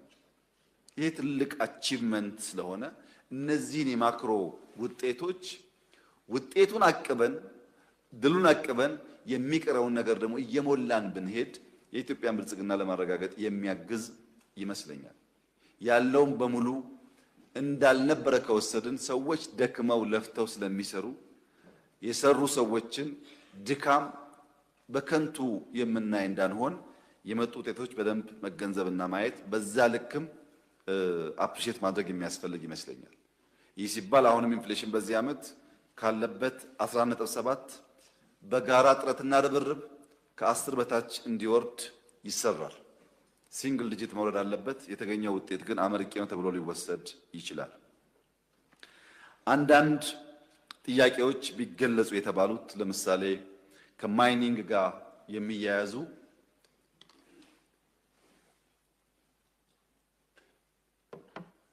እርጅና እየመጣ ስለሆነ ትንሽ ከማይኒንግ ጋር የሚያያዙ ስራዎች በተለይም በእኛ ቢሮ በቀጥታ አመራር የሚሰጥባቸውን ስራዎች እና ቢገለጽ ያላችሁትን ለማንሳት ማይኒንግ ለሪፎርም ሪስፖንድ እያደረገ ነው። በጂዲፒያችን ግሮዝ ውስጥ 1% ሼር ወስዷል። በዚህ ዓመት እንደሚጨምር ይጠበቃል። ጋዝ፣ ነዳጅ፣ ማዳበሪያን በሚመለከት ባለፈው ባስጀመርንበት አካባቢ በሶማሌ ክልል ውስጥ በጋዝ ከባቢ ብቻ 21 ትሪሊየን ኪዩቢክ ፊት የጋዝ ክምችት ኢትዮጵያ እንዳላት በእኛ ሳይሆን በሶስተኛ ወገን ተረጋግጧል። በአንድ ቦታ 21 ትሪሊየን ኪዩቢክ ፊት ጋዝ ክምችት በጣም ትልቅ ሀብት ነው። ይህንን ሀብት ላለፉት ዓመታት ለመጠቀም አልቻልንም ብለን መቆጨት ብቻ ሳይሆን አሁን ያለውን አውቀን በፍጥነት መጠቀም ደግሞ ከሁላችን የሚጠበቅ ይመስለኛል። ድፍድፍ ነዳጅ ላይ የሚመለከት እንዲሁ ከፍተኛ ክምችት እንዳለ በሶስተኛ ወገን ተረጋግጧል። እነዚህ ማረጋገጫዎች ከወሰድን በኋላ የነበረን ድካም የነበረን ስንፍና አንደኛው ሰዎች ጋዝ፣ ነዳጅ እናልማ ወይም ወርቅ እናልማ ብለው ላይሰንስ ይወስዳሉ። ላይሰንስ ከወሰዱ በኋላ ስራው አይሰራም። አብዛኛው ላይሰንስ ወሳጅ ደላላ ነው፣ አልሚ ሳይሆን ደላላ ነው። ይሄ በጋዝ ብቻ ሳይሆን በወርቅም ይሄ ችግር አለ። ወርቅ በካቢኔ የሚታየው ጉዳይ ላይሰንስ ነው። ካቢኔ ከማየቱ በፊት ኤክስፕሎሬሽን ላይሰንስ የሚባል በተቋም ይሰጣል። በጣም በርካታ ሰዎች በዛ መንገድ ላይሰንስ ይወስዳሉ። ለዓመታት ኢንቨስት የሚያደርግ ሰው እያፈላለጉ ይቆያሉ። ስራው አይሰራም። በዚህ መንገድ ከሁለት ዓመት በፊት የጋዝ ፕሮጀክት የወሰደው አካል በበቂ ሊሰራ ስላልቻለ ከቻይና መንግስት ጋር መንግስት ለመንግስት ተነጋግረን የመንግስት ከፍተኛ ሀብት ያለበት ጂሲጂ የሚባል ግሩፕ፣ ጎልደን ኮንኮርድ ግሩፕ የሚባል የቻይና ኩባንያ በዚያ ስፍራ ያለውን ጋዝ የመጀመሪያ ፌዝ ከኛ ጋር ለማልማት ተስማምቶ በ14 ወራት ውስጥ የመጀመሪያውን ፌዝ አጠናቀናል። በ14 ወራት የመጀመሪያውን ፌዝ ማጠናቀቃችን ብቻ ሳይሆን ጋዝ ኢትዮጵያ ውስጥ ማልማት ይቻላል የሚለው የይቻላል እሳቤ የሚቀጥለውን ፌዝ ለመስራት ለመጀመር በእጅጉ አግዟል። ፌስቱ በቅርቡ ማስጀመራችን ይታወቃል። በ24 ወር ውስጥ እንጨርሳለን። የዛሬ 24 ወር ለዚህ ምክር ቤት መጨረሳችንን እናበስራለን። ጀምረን የማንጨርሰው ነገር እንደሌለ የሚታወቅ ስለሆነ ነዳጅ ማጣሪያ ሪፋይነሪ ከጋዝ ፌስ በተጨማሪ ሁለተኛው ፕሮጀክት ነው። እሱንም በ24 ወራት እንጨርሳለን። 1000 ሜጋዋት ኢነርጂ ከ24 ወራት በጣም ባነሰ እንጨርሳለን። ባስ ወደ ጋዝ መቀየር ያልኳችሁን እሱንም ባነሰ ጊዜ እንጨርሳለን። ይሄ የጋዝ እና የሪፋይነሪ ፕሮጀክት ኢምፖርት ሰብስቲት በማድረግ ከፍተኛ ሀብት እንድንቆጥብ ያግዛል። ሎጂስቲክስ ላይ ኢምፓክት አለው። ኢነርጂ ላይ ኢምፓክት አለው። ለብዙ ልማቶች ግብዓት ላይ ኢምፓክት አለው። ኢትዮጵያ ትልቁ ለኤክስፖርት የምታወጣው ሀብት አንደኛው ነዳጅ ነው፣ ሁለተኛው ማዳበሪያ ነው። እነዚህ ሁለቱን ከተካች ከፍተኛ ሀብት ሴፍ ታደርጋለች ማለት ነው ለልማት። ሁለተኛ ጋዙ ነው ለማዳበሪያ ግብዓት የሚሆነው። ጋዙ ለኢነርጂ ግብዓት ይሆናል። ሎጂስቲክስ ላይ የምግብ ዋጋ መጨመር አንዱ ምክንያት ትራንስፖርት ነው። የትራንስፖርት ዋጋ መቀነስ ከቻል በከፍተኛ ደረጃ የምግብ ዋጋ ኢንፍሌሽን ላይም ኢምፓክት ይኖረዋል። ይሄን ደግሞ በጀመርነው መንገድ ከትራክ ጀምረን ደረጃ በደረጃ የምናሳካው ጉዳይ ይሆናል። ዳንጎቴ ከኢትዮጵያ መንግስት ጋር ከኢአይኤች ጋር የሚያለማው የማዳበሪያ ፋብሪካ 30 ሚሊዮን ኩንታል ዩሪያ የሚያመርት ነው። ዳንጎቴ በአፍሪካ ስመጥር እና የመጀመሪያው ባለሀብት ነው። በጣም የተከበረ ጨዋ ሰው ነው። ይህ ሰው ለማልማት ብቻ ሳይሆን የኢትዮጵያ የልማት የብልጽግና እንቅስቃሴና ጉዞ አካል መሆን በእጅጉ የሚፈልግ ነው። ከማዳበሪያ ምርቱ በተጨማሪ በእቅድ የያዝናቸው ስራዎች አሉ። ኢትዮጵያ ውስጥ ምርት እንዲቀንስ እያደረገ ያለው አንዱ ሁኔታ ማዳበሪያ ብቻ ሳይሆን የማዳበሪያ አጠቃቀማችን ነው። በድፍን ኢትዮጵያ ለበቆሎም፣ ለቡናም፣ ለሩዝም በጅምላ ነው ዩሪያ ዳፕ የሚባለው። ያ መሬት ምን ኬሚካል እንደጎደለው አውቀን አይደለም። ጅማ ያለው አፈርና ሀረርጌ ያለው አፈር፣ ባሌ ያለው አፈርና ጎጃም ያለው አፈር እኩል ማዳበሪያ ላይፈልግ ይችላል። ግን ለየትኛው አፈር ምን ያክል እንጠቀም የሚለውን እኛ እናውቀው። እስካሁን ባለው ሁኔታ አንዱ የምንሰራው ቨርቹዋል ላብ ፈጥረን የአፈር ጥናት እያካሄድን በእያንዳንዱ ሰፈር ለእያንዳንዱ የምርት አይነት ምን አይነት ማዳበሪያና ስንት በስንት ለምሳሌ ስንት ፐርሰንት ዩሪያ ስንት ፐርሰንት ዳፕ የሚለውን ጭምር የምንወስንበትን ስራ የዚህ ፕሮጀክት አካል አድርገን እንሰራለን። ሁለተኛው ፓኬጂንግ ነው። ማዳበሪያ አሁንም ያለው ችግር የፓኬጂንግ ችግር ስላለበት ብዙ ሀብት ነው ሉዝ የምናደርገው። በግዢ ብቻ ሳይሆን ከመጣበት ቦታ እንደ አፈር ይመጣና ከመርከብ ላይ ነው ፓክ የሚደረገው። መርከብን አቆመን ነው ፓክ የምናደርገው ለቀናት ለሳምንታት። ያ በጣም ብዙ ኮስት አለው። ያ ብቻ ደግሞ ሳይሆን የሚፈሰው ፖርት አካባቢ የሚፈሰው ማዳበሪያ ለብዙ ወረዳዎች ሊሆን ይችላል። ብክነትም አለው። በዚህ ስራ ውስጥ አንዱ የምንሰራው ፓኬጂንግ ነው። እያንዳንዱ ማዳበሪያ የት እንደሚሄድ ታውቆ ፓኬጅ ይደረጋል። ባርኮድ ይኖረዋል። መሀል ላይ ያለ ኮንትሮባንድ ለመቀነስና በትክክለኛ ቦታ ለመጠቀም እንዲያስችል አድርገን ለመስራት የዚህ ፕሮጀክት አካል አድርገን ወስደናል። ሶስተኛ ትራንስፖርት ነው። የምንጠቀማቸው መኪናዎች በሙሉ በጋዝ የሚሰሩ ስለሆነ በረከሰ ዋጋ አርሶ አደሩ ቀዬ ድረስ ማድረስ እንችላለን ማለት ነው። አራተኛው 108 ኪሎ ሜትር የሚፈጅ ፓይፕላይን ዝርጋታ ነው። ፓይፕላይኑ የፓኬጂንጉ፣ የመሬት ጥናቱ፣ ማዳበሪያው፣ ጋዝ ፌስቱ 1000 ሜጋዋት ኢነርጂ እና ሪፋይነሪ ተጨምሮ አጠቃላይ የሚሰሩ ኢንፍራስትራክቸሮችም ስላሉ በዚህ ቀጠና ውስጥ $10 ቢሊዮን ገደማ ኢንቨስትመንት ይፈልጋል። ይሄ ኢንቨስትመንት ገና የምናፈላልገው ሳይሆን በአፍሪካም ያሉ ከአፍሪካም ውጭ ያሉ ፋይናንሰርስ ኦልሬዲ ቃል የገቡለትና ለፋይናንስ ለማድረግ ከፍተኛ ፍላጎት ያሳደሩበት ስለሆነ ምንም አይነት የፋይናንስ ችግር የሌለበት በተባለው ጊዜ የሚጠናቀቁ ፕሮጀክቶች ይሆናሉ። ሁለተኛው ቢሾፍቱ ኤርፖርት ነው። ቢሾፍቱ ኤርፖርት የዲዛይን ስራ አልቋል። ኮንሰልታንት ተቀጥሯል። ነገር ግን ከፋይናንስ ጋር የሚያያዝ ጉዳይ የሚያስነሳው አንዱ አርሶ አደሮች ለዚህ ልማት ስፍራቸውን ሲለቁ እነሱን የምናስተናግድበት መንገድ የራሱ የሆነ ችግር ነበረበት ከዚህ ቀደም። ያ እንዳያጋጥመን ፕሮጀክቱ ሳይጀመር ሙሉ በሙሉ አርሶ አደሮች ቦታቸውን ሲለቁ ኑሯቸው ሳይስተጓጎል አማራጭ ቤትና የኑሮ ዘዬ እንዲከተሉ ሰፊ ስራ ተሰርቷል። ሰፊ እጅግ የሚያኮራ ስራ ተሰርቷል። አርሶ አደሮች ደስተኛ ሆነው ኑሯቸው ተሻሽለው ከወጡ እዚያ ቦታ የምንሰራው ኤርፖርት ዘርፈ ብዙ ጠቀሜታዎች ያመጣል። ኢትዮጵያ እስካሁን ባለው ሁኔታ ለውጭ በረራ የምትጠቀመው የቦሌ ኢንተርናሽናል ኤርፖርት ነው። ቦሌ ደግሞ አዲስ አበባ ስለሆነ ከፍተኛ አልቲቲዩድ ስለሆነ ከዚህ ራቅ ወዳለ ስፍራ የሚሄዱ አውሮፕላኖች በቂ ነዳጅ ጭነው ሊነሱ አያስችላቸውም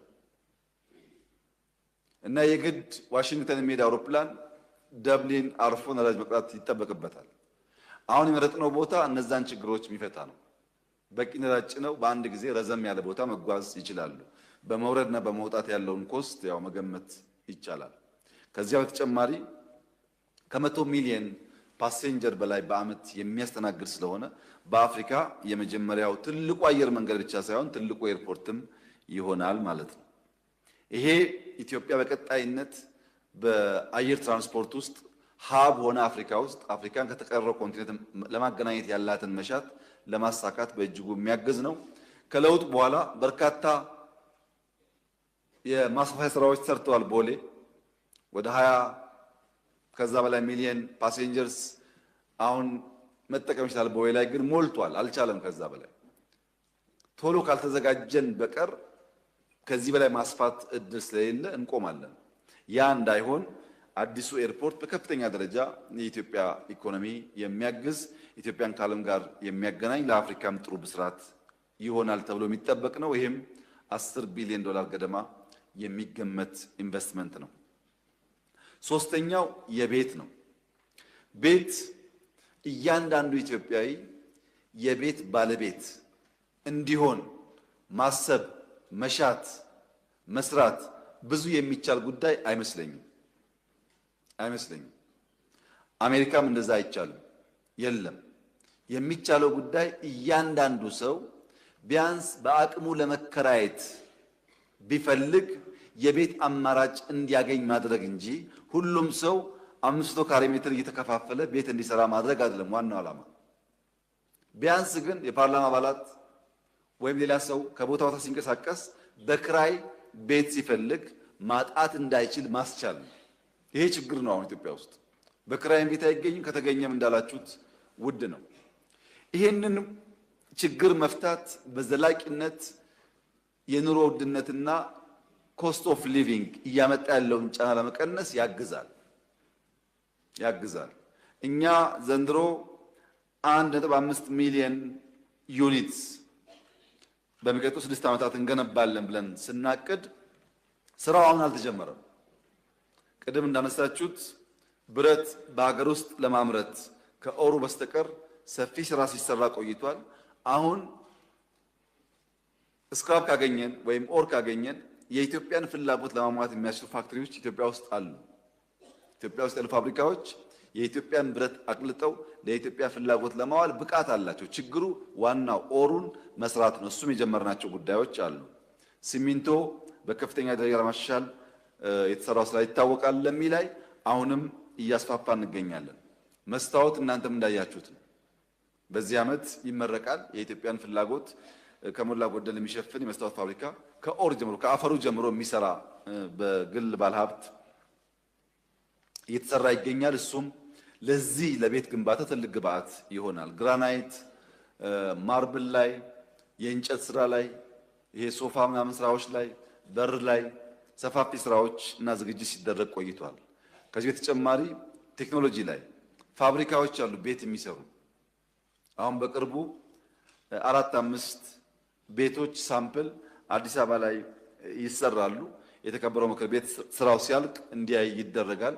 G+3 በፋብሪካ የሚመረተው ቤት በአንድ ወር ጊዜ ውስጥ ከአንድ ወር ባነሰ ጊዜ ውስጥ ያልቃል። ፋብሪካ ይመረታል፣ ይገጣጠማል ማለት ነው። እና ፋብሪካዎች እያስገባን እንገኛለን። እንደዚህ አይነት ሰፋፊ ዝግጅት ስናደርግ ቆይተናል። አዋጅ ወይም ዊሽ አይደለም ያስቀመጥ ነው። ስንዘጋጅ ቆይተን ያለው ዝግጅት ስራ ለመጀመር የሚያስችል ነው ብለን ስናስብ ነው ለህዝባችን ያበሰር ነው። ይሄ 1.5 ሚሊዮን ዩኒት እያንዳንዱ ዩኒት በጣም በረከሰ መንገድ 2 ሚሊዮን ብር ፈጀ ብለን ብናስብ በድምሩ ከ3 ትሪሊየን ብር በላይ ሀብት ይፈስበታል። 3 ትሪሊየን ማለት አሁን ኢትዮጵያ ባላት ጂዲፒ 20% ማለት ነው። በጣም ትልቅ ስራ ነው። ኢትዮጵያ ውስጥ ከጋዝ፣ ነዳጅ፣ ማዳበሪያ ቢሾፍቱ ኤርፖርት እና ሃውሲንግ ላይ የምንሰራቸው ስራዎች ቶታሊ ጌም ቼንጀር ናቸው። በኢትዮጵያ ታስበው ማያቁም፣ ተሞክረው ማያቁም። $30 ቢሊዮን የሚያስብ መንግስት ኖሮን አያውቅም። ይሄ ጌም ቼንጀር ነው። ሚሊየንስ ኦፍ ዩዝ ስራ ያገኛሉ፣ ስራ ይፈጥራል። በከፍተኛ ደረጃ ምርታማነት ይጨምራል። የማዳበሪያና ጥናቱ ከተሳካ የኢትዮጵያ ፕሮዳክቲቪቲ ቢያንስ በእጥፍ ያድጋል። ቢያንስ ምክንያቱም የኛ ማዳበሪያ ዩዜጅ በጣም አነስተኛ ነው። 80 ኪሎ የሚጠቀሙ ሀገራት አሉ ፐር ሄክታር፣ እኛ 10 ነው የምንጠቀመው። ያን ስናሻሽል ምርታማነት ያድጋል። ከዛ ተጨማሪ ደግሞ ለእያንዳንዱ መሬት ለእያንዳንዱ አፈር የሚስማማ ማዳበሪያ ማምረት ከቻል በእኛ ምርታማነት ውስጥ ከፍተኛ ውጤት ያመጣል። እነዚህ 3 ፕሮጀክቶች የተከበረው ምክር ቤት መላ ኢትዮጵያ ሕዝብ ተባብረን ማሳካት ከቻል የኢትዮጵያን መጻኢ እድል እና የልጆቻችንን ተስፋ በከፍተኛ ደረጃ የሚወስኑ ናቸው። ከዚህ ጋር ተያይዞ ፕሮጀክቶች የቆሙ ተብሎ ስኳር የተገለጸው የስኳር ፋብሪካዎች የሚከታተለው ቋሚ ኮሚቴ ይህንን ጉዳይ እንዲያጣራ በዚሁ አጋጣሚ አደራ ማለት እፈልጋለሁ። ከለውጡ በኋላ ስኳሮች የሰራተኛ ደሞዝ መክፈል ያልቻሉ፣ ለምሳሌ ወንጂ የሰራተኛ ደሞዝ መክፈል አቅቷቸው በሪፎርሙ ምክንያት ትርፋማ መሆን ብቻ ሳይሆን ለዓመታት የቆመውን ደስታ ከረሜላ ፋብሪካም ጭምር ማምረት ጀምረዋል።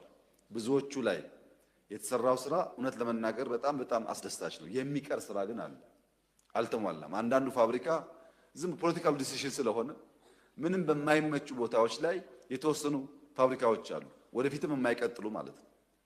ወይ በቂ ውሃ የሌለ ወይ በቂ አፈር የሌለ ዝም ብሎ ለይድረስ ብቻ በየክልል ስኳር ፋብሪካ ተብሎ የተፈጠረ ችግር አለ።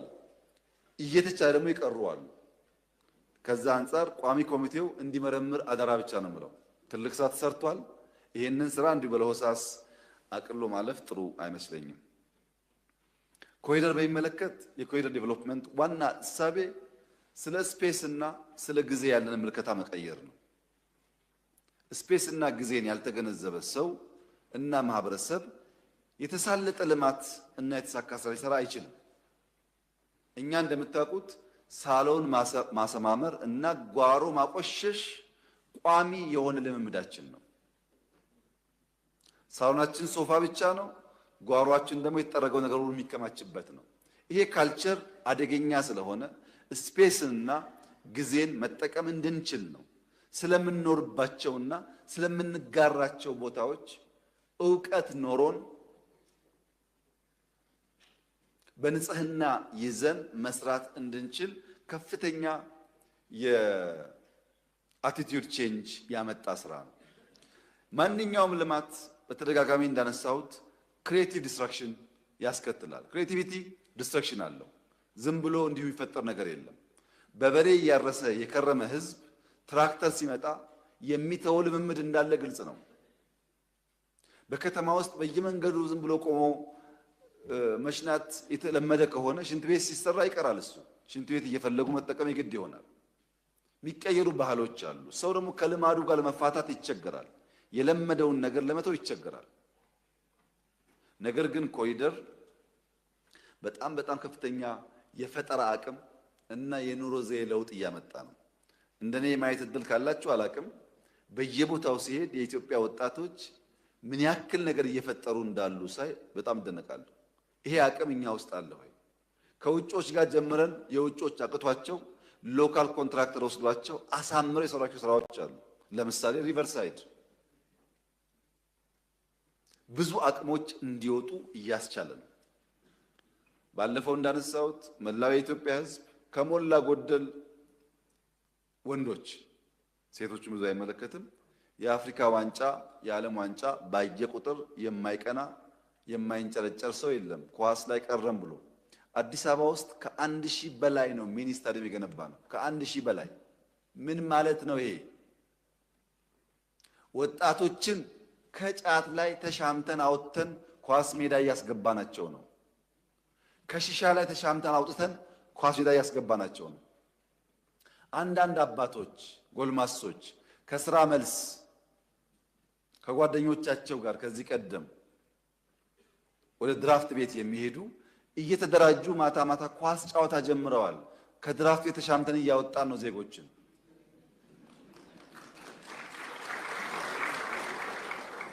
አባትና ልጅ አያቶች ከልጆቻቸው ጋር በየመንገዱ ወቅ ማድረግ እየታየ ነው። የቤተሰብ ቁርኝት እያሳደገ ነው ያለው። አስተውላችሁ ከሆነ አላቅም፣ በተለይ መካከለኛ ገቢ ያላቸውና ከዚያ በላይ ልጆች በግቢ ውስጥ ታስረው የሚውሉ ፊልምና ጌም የሚያዩ የኢትዮጵያን ባህል እና አብሮነት እያጡ የነበሩ አሁን ወደ ሜዳ እየወጡ ነው ያሉት። ዝም ብሎ ኮሪደር ሲባል የሚታይ ነገር ብቻ አይደለም፣ ማህበረሰብ የሚሰራ ጉዳይ ነው። ይሄንን ለመገንዘብ ለተከበረው ምክር ቤት ብዙ መግለጽ ያለብኝ አይመስለኝም፣ የሚታይ ጉዳይ ስለሆነ ሜዳዎቹ በእኔ እምነት በሚቀጥሉት 10 ዓመታት ካለምንም ጥርጥር እንደሚያስገኝ ጥርጥር የለኝም። ምክንያቱም ልጆቹ ቦታ ካገኙ ብቃት አላቸው። ሳንሰራ ነው እንጨድ ያልነው ከዚህ ቀደም። አሁን ደግሞ ዘርተናል። ያን አበክረን ከቀጠልንበት ውጤቱን አብረን እናያለን። ይሄ ነገር በስፋት ኢትዮጵያ ውስጥ የትውልድ ስነልቦናን እያከመ ያለ ስራ ነው። ሲወጣ የጸዳ ነገር ማየት፣ ሲወጣ ወቅወይ ማየት፣ ስንመለስ መጨለም የነበረውን የስነቦና ስብራት እያረቀ እያከመ ያለ ጉዳይ ነው። የትም ዓለም ሄደን ስንመለስ የሚጠብቀን ጨለማው አዲስ አበባ ነበር፣ አሁን አይደለም። የትም ዓለም ደርሰን ስንመጣ የትም በማያሳፍር ደረጃ ብርሃን ያለው የሚታይ ከተማ እየፈጠረ ነው። ይሄ ማንም ሰው የሚናገረው ጉዳይ ነው። አሁን አዲስ አበባ ውስጥ ያለውን ወይም ከተሞች ውስጥ ያለውን ልማት ማስረዳት ሳይሆን መከራ የሆነብን እንደዚህ ያለውን ተአምር በዚህ አጭር ጊዜ እንዴት ሰራችሁት፣ ገንዘቡ ምናምን የሚባል ጥያቄ መመለስ ነው ድካም የሆነብን። ስራውማ ተረጋገጠ። ይህንን ለማየት ሰሜን አካባቢ የምትሄዱ የፓርላማ አባላት ባህር ዳርን ብታዩ፣ ጎንደርን ብታዩ፣ ደሴን ብታዩ ይታያል ጅምር ስራዎች። ወልዲያም አለ፣ ሌላም ቦታ አለ። ግን ዋና ዋናዎቹን ለማንሳት ወደ ምስራቅ ብትሄዱ ጅጅጋ ላይ፣ ሐረር ላይ፣ ድሬዳዋ ላይ፣ ማያ ላይ ይታያል። የሐረር ከተማ ከፍተኛ ቱሪስት የመሳብ አቅም አላት። የሐረር ህዝብ የምታውቁት ነው። አሁን የተጀመረው የኮሪደር ልማት በርካቶችን ወደዛ እየወሰደ ነው ያለው። የሚቀር ስራ አለ። በቂ ሆቴሎች የሉም፣ እንሰራለን። ነገር ግን በነበረው የተጀመረው የኮሪደር ስራ በርካቶች እየጎረፉ ይገኛሉ። ወደ ደቡብ ቢኬድ ሐዋሳ ላይ፣ አርባ ምንጭ ላይ፣ ሆሳና ላይ፣ ሮቤ ላይ የተጀመሩ ስራዎች፣ ሌሎች ከተሞች ብዙ ይኖራሉ። ወደ ምዕራብ ቢኬድ ጅማ፣ ነቀምት፣ አምቦ፣ ሌሎችም በጣም በርካታ ከተሞች ውስጥ እንቅስቃሴ አለ። በዛው ልክ ስራ አለ፣ በዛው ልክ ፈጠራ አለ ማለት ነው። ባሌን በሚመለከት እግረ መንገድ ለተነሳው ጥያቄ ሁሉንም ሀሳብ ተቀብዬ አንድ ጉዳይ ግን ማስተካከያ ይፈልጋል። የባሌ ህዝብ ለመንግስት ምስጋና እንዳደርስ ጠይቆኛል ያሉት ስህተት ነው። የምናመሰግነው እኛ ነን። ባሌ ምን አግኝቶ ያመሰግናል? እኛ ግን መደነቅ አለብን። ባሌ ውስጥ ከ2000 ሄክታር በላይ ናሽናል ፓርክ ያልነካ መንገድ የሌለው መብራት የሌለው ጀግና ህዝብ ያለበት ቦታ እኛ እናመስግነው እንጂ ምን አግኝቶ ባሌ ያመሰግናል? ያን የሚያክል ጫካ መጠበቅ አንቲንከብል ነው። በዚያ ደህንነት ውስጥ ግን ጨዋ ስለሆነ ጀግና ስለሆነ የባሌ ህዝብ የጋራ የሆነ ሀብት አይነካም። እዛ ዲንሾ የሚታዩ እንስሳቶች ለምን ሌላ ቦታ አይታዩም? የባሌ ህዝብ አስደማሚ ህዝብ ነው። በእርግጥ አስደማሚ በረከትን ተሰጥቶታል። ኢትዮጵያ ውስጥ የትኛውም ስፍራ የባሌን ያክል ሀብት የለውም። የትኛውም ስፍራ የባሌን ያክል ደግሞ ምንም ነገር ያልተሰራበት ከባቢ የለም። እና እኛ ነው የምናመሰግነው ህዝቡን በዚህ ሁሉ ችግር ውስጥ ያን የሚያክል ሀብት ጠብቆ በማቆየቱ። ሁለተኛው የሚደንቀኝ ነገር የሶፍ ዑመር ኬቭ በሚመለከት ኢትዮጵያውያን የተከበረው ምክር ቤት ይሄንን ጉዳይ በአዋቂዎች በምሁራን እንዲመራመር ሄዶ እንዲያይ እንዲጠይቅ አደራ ማለት እፈልጋለሁ። የሶፍ ዑመር ዋሻ በጀግኖች የኢትዮጵያ አንሴስተርስ ተፈጥሮን ቤዝ አድርጎ በከፍተኛ ድካም የተሰራ ስራ ነው። ነገር ግን ኢትዮጵያውያን ያንን ቦታ ለማራከስ ካላቸው አቋም ውሃ የፈጠረው ዋሻ ብለው ትተውት ነበር። ውሃ አልፈጠረውም። ታሪኩ እንደሚያመለክተው ሶፍ ዑመር ከነበራቸው ህዝብ ጋር ውሃ ገድበው ዳይቨርት አድርገው የሰሩት። የሚያገናኘው ቦታም አስደማሚ ነው። ማጣራት ይፈልጋል እንጂ እስከ ሶማሊያ ጫፍ እስከ ፖርት የሚሄድ ነው ዋሻው። እዛ የሚቀር አይደለም። በኢታሊ ወረራ ጊዜ በዛኛው ጫፍ ያለው በከፍተኛ ደረጃ ዳሜጅ ደርሶበታል ይባላል። ከሶፍ ዑመር አካባቢ ውጭ በርካታ ባሌ ውስጥ ዋሻዎቹ ይታያሉ። ግን ስንሰማ የከረምነው ውሃ የፈጠረው ዋሻ የሚል። ውሃ አዳራሽ አይፈጥርም። አዳራሽ አለው ቦታው፣ መስገጃ ቦታ አለው ቦታው። ይሄ ባሌ ዋሻ ስራ በሰሜንም አለ። የሚያሳዝነው ነገር የተከበረው ምክር ቤት የኢትዮጵያ ሕዝብ እንዲገነዘብ የምፈልገው የኢትዮጵያ ሳይሆን የዓለም ስልጣኔ ጅማሮ ድንጋይ ነው። ማረጃው ድንጋይ ነው። ማረሻው ድንጋይ ነው። መግደያው ድንጋይ ነው። ሰው የሚያውቀው ድንጋይ ነው። ልክ እንደዛ ኮምፒውተር ነው የሚባለው። የሰው ዕውቀቱ ድንጋይ ነው። ሰው ከድንጋይ ጋር ነው ብዙ ነገር የሰራው የፈጠረው። አንዳንዶች ያን የድንጋይ ስራ አድንቀው አክብረው ለዓለም ነግረው ፒራሚድ ብለው መከበሪያቸው ሲሆን እኛ አንዱ የአንዱን ሲያራክስ መጥፊያችን ሆነ።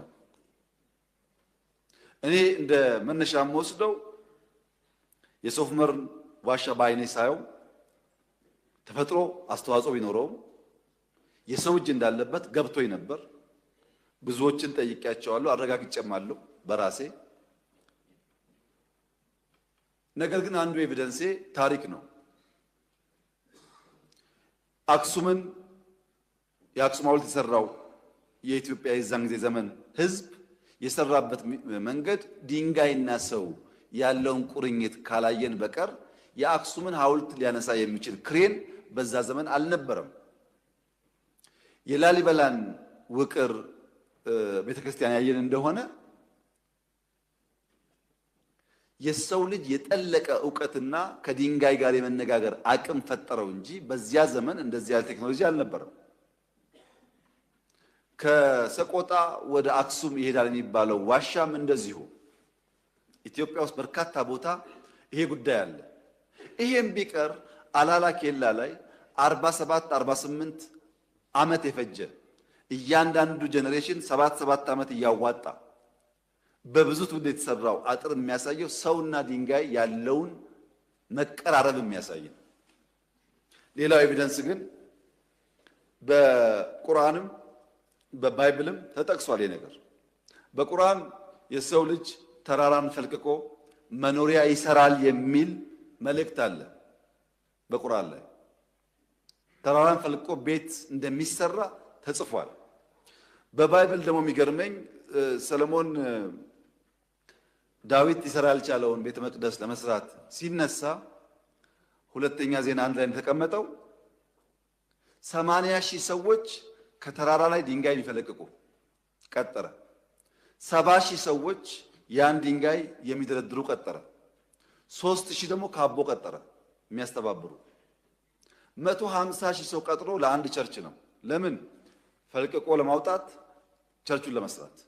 በዚያ ዘመን በርከት ባሉ ሰዎች ድንጋይ ጋር መነጋገር እኛ ጋር ብቻ ሳይሆን በሌላውም ዓለም ልምድ ነበር ማለት ነው። በግብፅ ፒራሚዶች አሉ፣ በሌላውም ዓለም ስራ አለ። እኛ ያንን ታሪክ ወያናቅ ወያንጠብቅ ወያናሻሽል፣ ሌላው ፊልም ሲሰራበት ታሪክ ሲሰራበት ባለሀብት ሲሰበስብበት፣ እኛ ግን ዘነጋ ነው። የባሌ ሕዝብ ግን ጠብቆ ስላቆየው እኔ በበኩሌ በተከበረው ምክር ቤት ስም ከፍተኛ ምስጋና ላቀርብላቸው ፈልጋለሁ። ምክር ቤትም ጊዜ ሲያገኝ ባሌን እንዲጎበኝ በዚሁ ግብዣዬን አቀርባለሁ።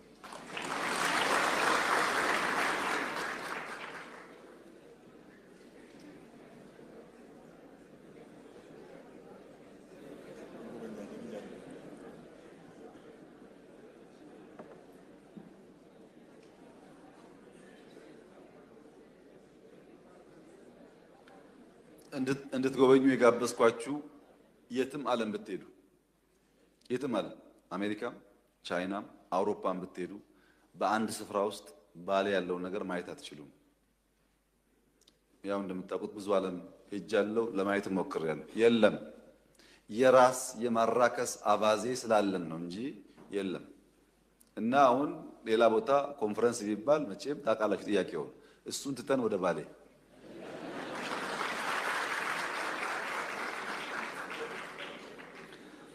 ፕሮጀክት በሚመለከት የተነሳው ጥያቄ በተለይ የቤኒሻንጉል ከባቢ ጥያቄ ያው ችግሩን እርስዎም በደንብ ይገነዘባሉ። ፕሮጀክት ጀምሮ መጨረስ ብዙ አንታማም ያውቃሉ። የጀመርናቸውን ስራዎች እንሰራለን። ግን ኢትዮጵያ ውስጥ ያለው የስራ ስፋት እና የመንግስት ማስፈጸም አቅም ደግሞ ችግር አለ። በጣም ሰፊ ነው ስራው። ፕሮጀክት ባህሪው እሳት ዳር እንደተቀመጠ ሕፃን ነው። አይናችሁ ከተነቀለ እሳትና ልጅ ሊገናኙ ይችላሉ። በየጊዜው ክትትል ይፈልጋል። ስፋቱ ደግሞ እና የኛ አቅም አብሮ መሄድ አልቻለም። ሁለተኛ ስራ ስንሰራ ለኔ ነው የምሰራው፣ የመንግስት ቅጥረኛ ነኝ ኮንትራክተር ነኝ ሳይሆን ለኔ ለራሴ ቤቴን ነው የምሰራው ብሎ አሳምሮ መስራት ላይ ውስንነት አለ። ያ ችግር አለ። ግን እርሶ ስፋቱን እንዲገነዘቡ ከዚያ በፊት በቤኒሻንጉል ክልል በኢትዮጵያ አንደኛው የወርቅ ፋብሪካ ቤኒሻንጉል ክልል ነው ያለው። በኢትዮጵያ በአፍሪካም አንደኛው ግድብ ቤኒሻንጉል ክልል ነው ያለው።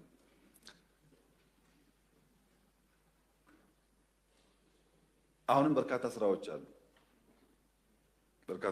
አሉ። ቤኒሻንጉል ሀብታም ክልል ነው፣ ለራሱም ለሀገርም ይበቃል። እርሶም እንዳሉት ግን ሰፋፊ ስራዎች አሉ።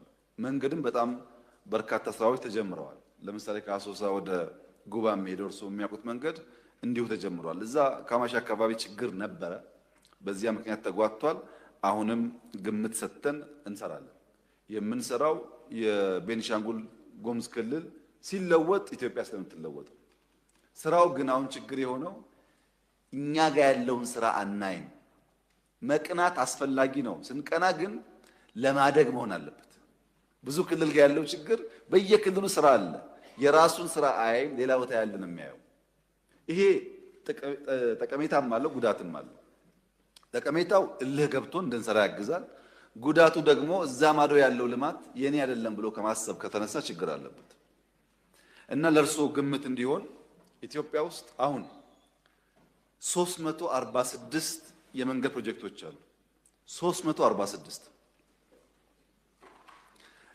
እኔን ሳይሆን የኢራ ዋና ስራ አስፈጻሚ እያንዳንዱን ፕሮጀክት አንድ ቀን መጎብኘት ቢፈልጉ በአመት አንድ ብቻ ነው ማየት የሚችሉት።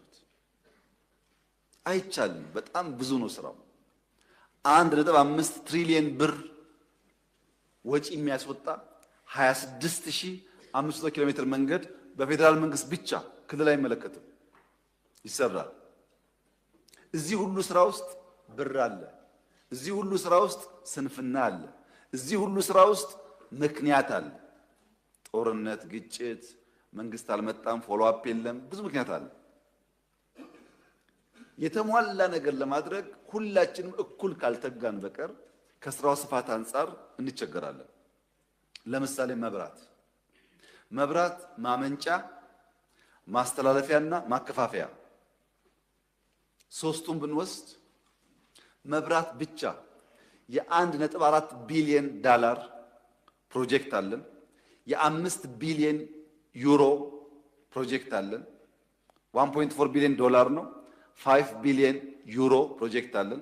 110 ቢሊዮን ብር ፕሮጀክት አለን። መብራት ብቻ 1.4 ቢሊዮን ዶላር፣ 5 ቢሊዮን ዩሮ፣ 110 ቢሊዮን ብር ፕሮጀክት። እያንዳንዱን የንፋሱንም የዳሙንም መቆጣጠርና ማወቅ የራሱ ችግር አለበት። የሚታየው ይሄዳል፣ የማይታየው ይዘገያል። ሁሉን ማየት ደግሞ የአቅም ውስንነት አለ። ግድብ በክልሎች የሚሰራ በጣም በርካታ ትናንሽ ግድቦች አሉ፣ ለትናንሽ ኢሪጌሽን። እነሱን ሳይመለከት በፌዴራል መንግስት ብቻ መካከለኛና ከፍተኛ የሚባሉ 200 ቢሊዮን ብር የሚገመት ወጪ የሚወጣባቸው 14 ፕሮጀክቶች አሉ። ሰፊ ነው ስራው። ትልቅ ስለሆነ በዛው ልክ ክፍተቶች ይኖራሉ።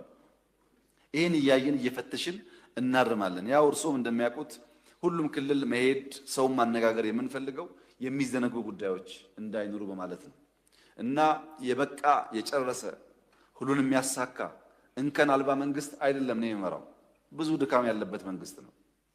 ነገር ግን እስካሁን ኢትዮጵያ ውስጥ በኔ መንግስት ደረጃ ጀምሮ የሚጨርስ የኢትዮጵያን ልማት ያመጣ ደግሞ ታይቶ አይታወቅም። ይሄ ደግሞ እውነት ነው። ስለዚህ የሰራነውን ጥንካሬ እናስቀጥላለን። ድካሞቻችንን ደግሞ እያረምን እያረቅን እያሻሻል እንሄዳለን። የእናንተንም ግብአት እንጠቀማለን። የተቃዋሚ ፓርቲ አባላት በዚህ መንገድ ጥቆማ ሲሰጡ ይጠቅመናል። ያላየነውን ነገር ለማየት የሚያግዝ ስለሆነ በጥሩ መንፈስ የምንወስደውና የምንሰራበት ይሆናል። የተረጅነትን በሚመለከት ያው ተረጅነት የመፍጠር አቅም የመስራት ጉልበት የሚበላ ካንሰር ነው። ሰው ተረጂ ለመሆን እየቻለ መስራት በሚገባው እጁ ለመለመን የሚዘረጋ ከሆነ በሽተኛ ነው። ይሄ በሽታ ኢትዮጵያ ውስጥ ምናልባትም በመንግስት እቅድ ጭምር የተሰራበት ይመስለኛል። ለማኝ ማህበረሰብ መብቱን አይጠይቅም በሚል ሂሳብ ሊሆን ይችላል።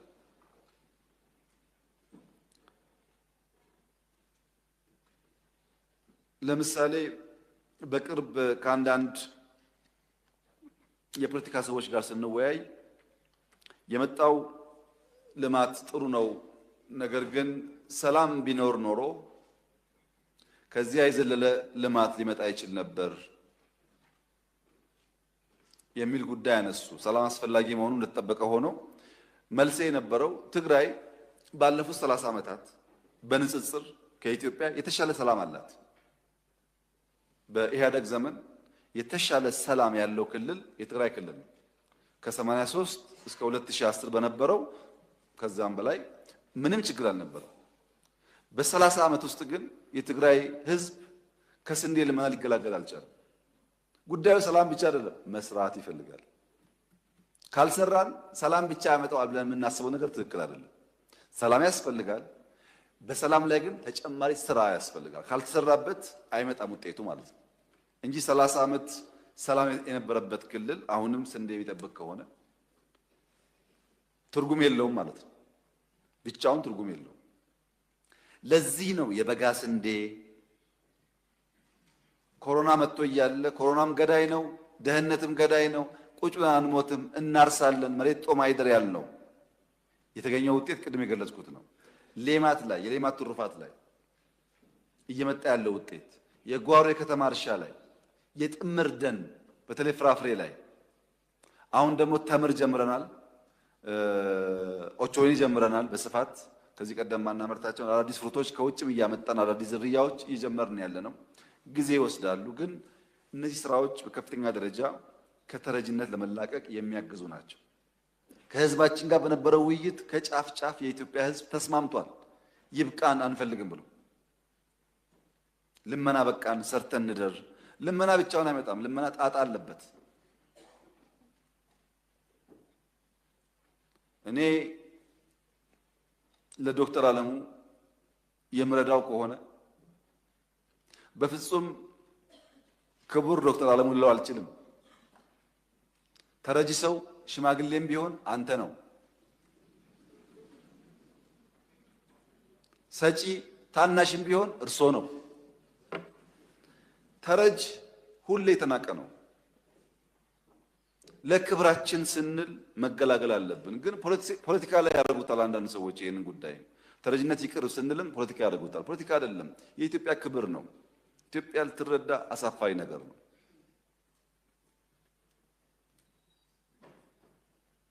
የሚገርማችሁ ነገር ማምረት እንኳን ችለን በቅተን በቃን ብንል ዛሬ የመጀመሪያው ተቃዋሚ ገጥመን ከኢትዮጵያውያን ነው። መጥፎ ሱስ ስለሆነ ለዚህ ህዝብ አወያይተናል። ስቶሬጅ እየገነባ እንገኛለን። የፈንድ ህግ ወጥቷል ታውቃላችሁ። የተፈናቃይ ቁጥር በከፍተኛ ደረጃ እየቀነሰ ይገኛል። የሚረዳ ሰው እየቀነሰ ይገኛል። አሁን ባለኝ መረጃ አብዛኛው ክልል ማወጅ ይፈልጋል። ችግር ያለብን በትግራይ ክልል 400 አካባቢ ተፈናቃዮች ይኖራሉ። እነሱ መመለስ አለባቸው ወደ ቦታቸው። በአማራ ክልልም ውስን ተፈናቃይ አለ፣ መመለስ አለበት ወደ ክልሉ። ሌላም ቦታ በውስን ቁጥር አለ። አሁን ተፈናቃይ ቁጥር ማሳደግ ትዝ ይላችሁ ከሆነ በትግራይ ጦርነት 1 ሚሊዮን ሰው አለቀ ብለው የትግራይ አካባቢ ሰዎች ነገሩንና እኛ ዝም አልናቸው። ያን የሚያክል ሰው ሊሞት እንደማይችል ስለምናውቅ። አሁን ደግሞ ራሳቸው ማን የቆጠረው አሉ። ውሸት ነው እኮ አሉ ራሳቸው ናቸው። አሁን ደግሞ ተፈናቃይ ልጅ ማጋነን አለ። ማጋነን ዋጋ የለውም። ያለውን ቁጥር አውቆ ወደ ቦታው መመለስ ግን ጠቃሚ ይሆናል። ይሄ ማለት ኢትዮጵያ በሚቀጥሉት 5-10 ዓመታት ከውጭ እርዳታ መቀበል ታቆማለች ያላችሁ እንደሆነ አታቆምም። ግን እኛም መርዳት የሚፈልጉ ደጋግ ሀገራት፣ ደጋግ ኩባንያዎች፣ ደጋግ ግለሰቦች ኢትዮጵያ ለመረት ቅን ልቦና ያላቸው ግን ስንዴ ከሚያግዙን ትምህርት ቤት ይገነቡልናል፣ ሆስፒታል ይገነቡልናል፣ ከጨከኑ መንገድ ይገነቡልናል። እሱን እንፈልጋለን። እኛ ይቅር ያልነው ስንዴውን ነው እንጂ የሚያግዘን አቅም ካለ ጠቅለን ከችግር እስክንወጣ አያስፈልገንም ማለት አይደለም። ሰዎች ግን የሚገርማችሁ ነገር ለኢትዮጵያ የሚናገሩት እርዳታ ቁጥር ትልቅ ነው። ከነሱ ውስጥ አንድ ሃይስኩል ለመገንባት ፍላጎት ያለው ግን አታዩ።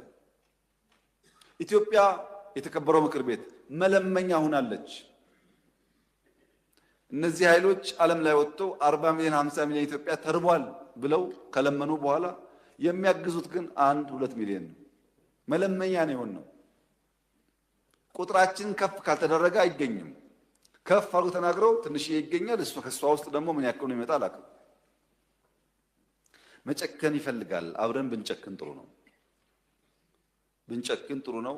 ፖለቲከኞችም የሚዲያ ሰዎችም ብታስቡበት ጥሩ ነው። ይሄ የግል የምናምን የፓርቲ ጉዳይ አይደለም። እንደ ኢትዮጵያ ይበቃናል። ደግሞም እንችላለን። ዝርዝር ጉዳዩ ሲጠናቀቅ በጋራ የምናየው ይሆናል። አሁን እኔ ያለኝ ጉዳይ ግን ተረጅነት መጥፎ ካንሰር ነው።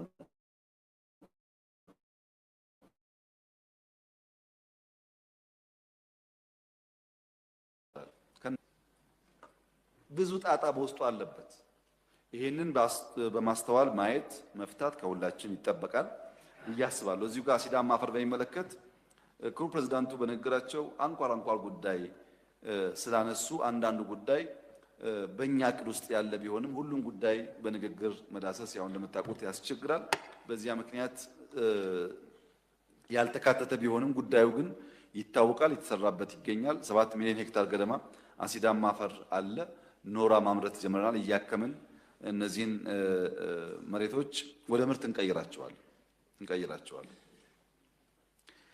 ኢኮኖሚ አካባቢ ያለው ነገር ሲጠቃለል ኢትዮጵያ አሁን ዘመን መጥቶላታል። ሰማይ ተከፍቶላታል።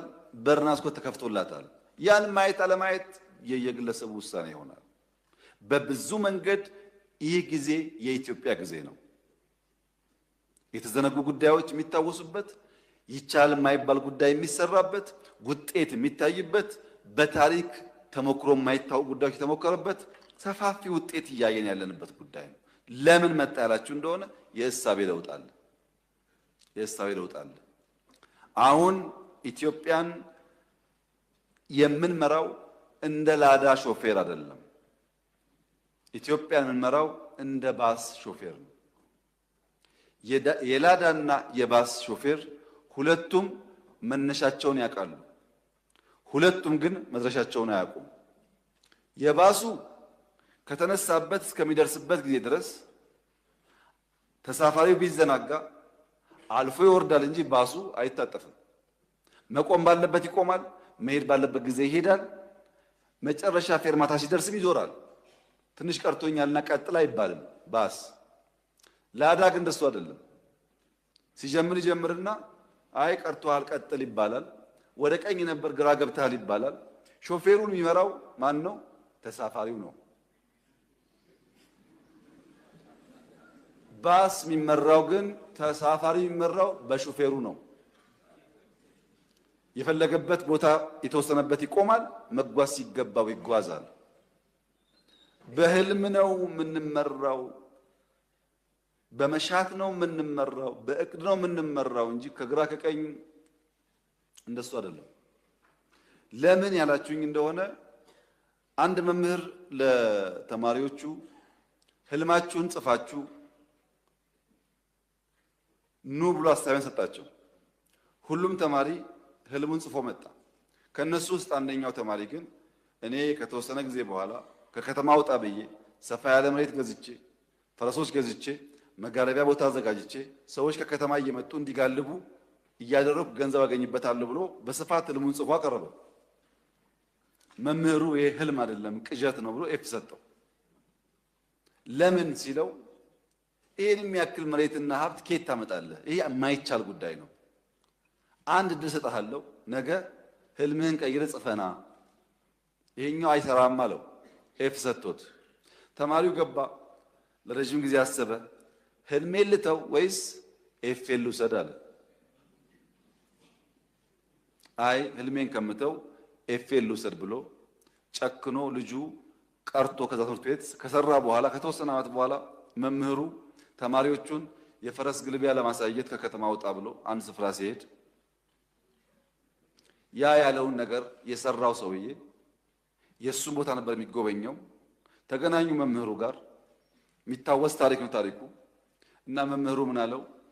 ብዙዎቹን አትችሉም ብለን ህልማቸውን ሰርቀን ሽባ አድርገን አስቀርተናቸዋል። አንተ ግን ህልሜን አላሰርቅም ብለህ ህልምህን ይዘህ ይኸው ዛሬ የጎበኛው ነው አለው ይባላል። እኛ ህልማችን አናሰርቅም። የፈለገ ሰው ኤፊስት የፈለገ ሰው ዲስት የፈለገ ሰው እዛ ይስቀለው የፈለገ ሰው ያውርደው። ህልማችን የኢትዮጵያን ብልጽግና እውን ማድረግ ነው። ከዚህ ጉዳይ ግራ ቀኝ አንልም።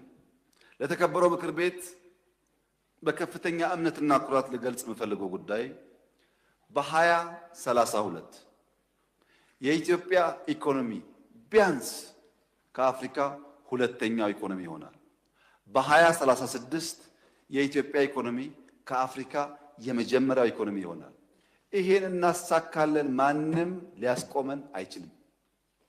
እናሳካለን። ይሄን ለማሳካት በጋራ በትብብር መስራት ከሁላችን የሚጠበቅ ጉዳይ ይሆናል።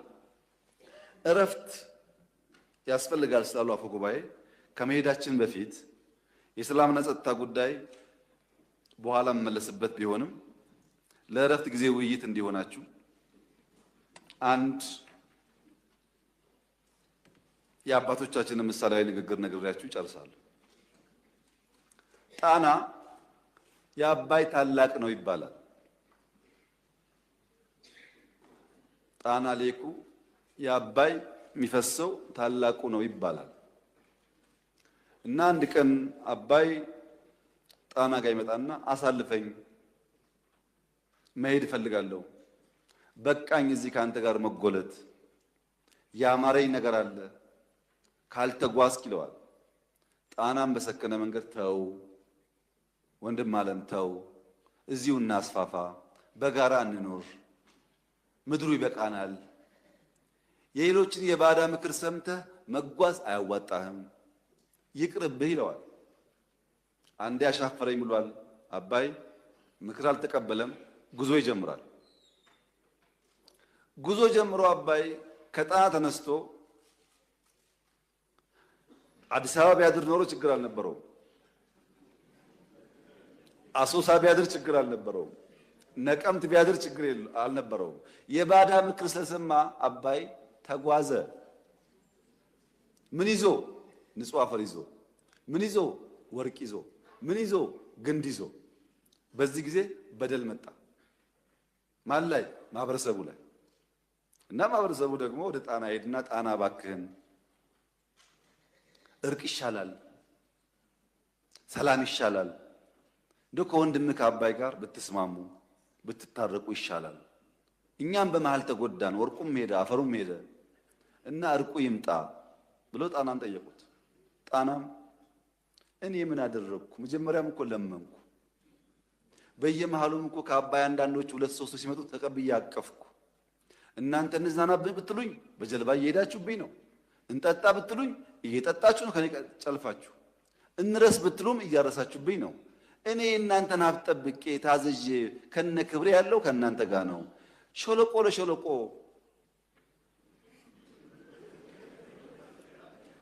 እየተሽከረከረ ሀብታቸው የሚወስደውን ተመለስ በሉት እንጂ እኔ ባለሁበት ከነ ክብሬ ያለሁትን የጠየቃችሁትን እየመለስኩ ያለሁትን ምን ትሉኛላችሁ አላቸው ይባላል። አመሰግናለሁ። የጤና እረፍት አድርገን እንመለሳለን።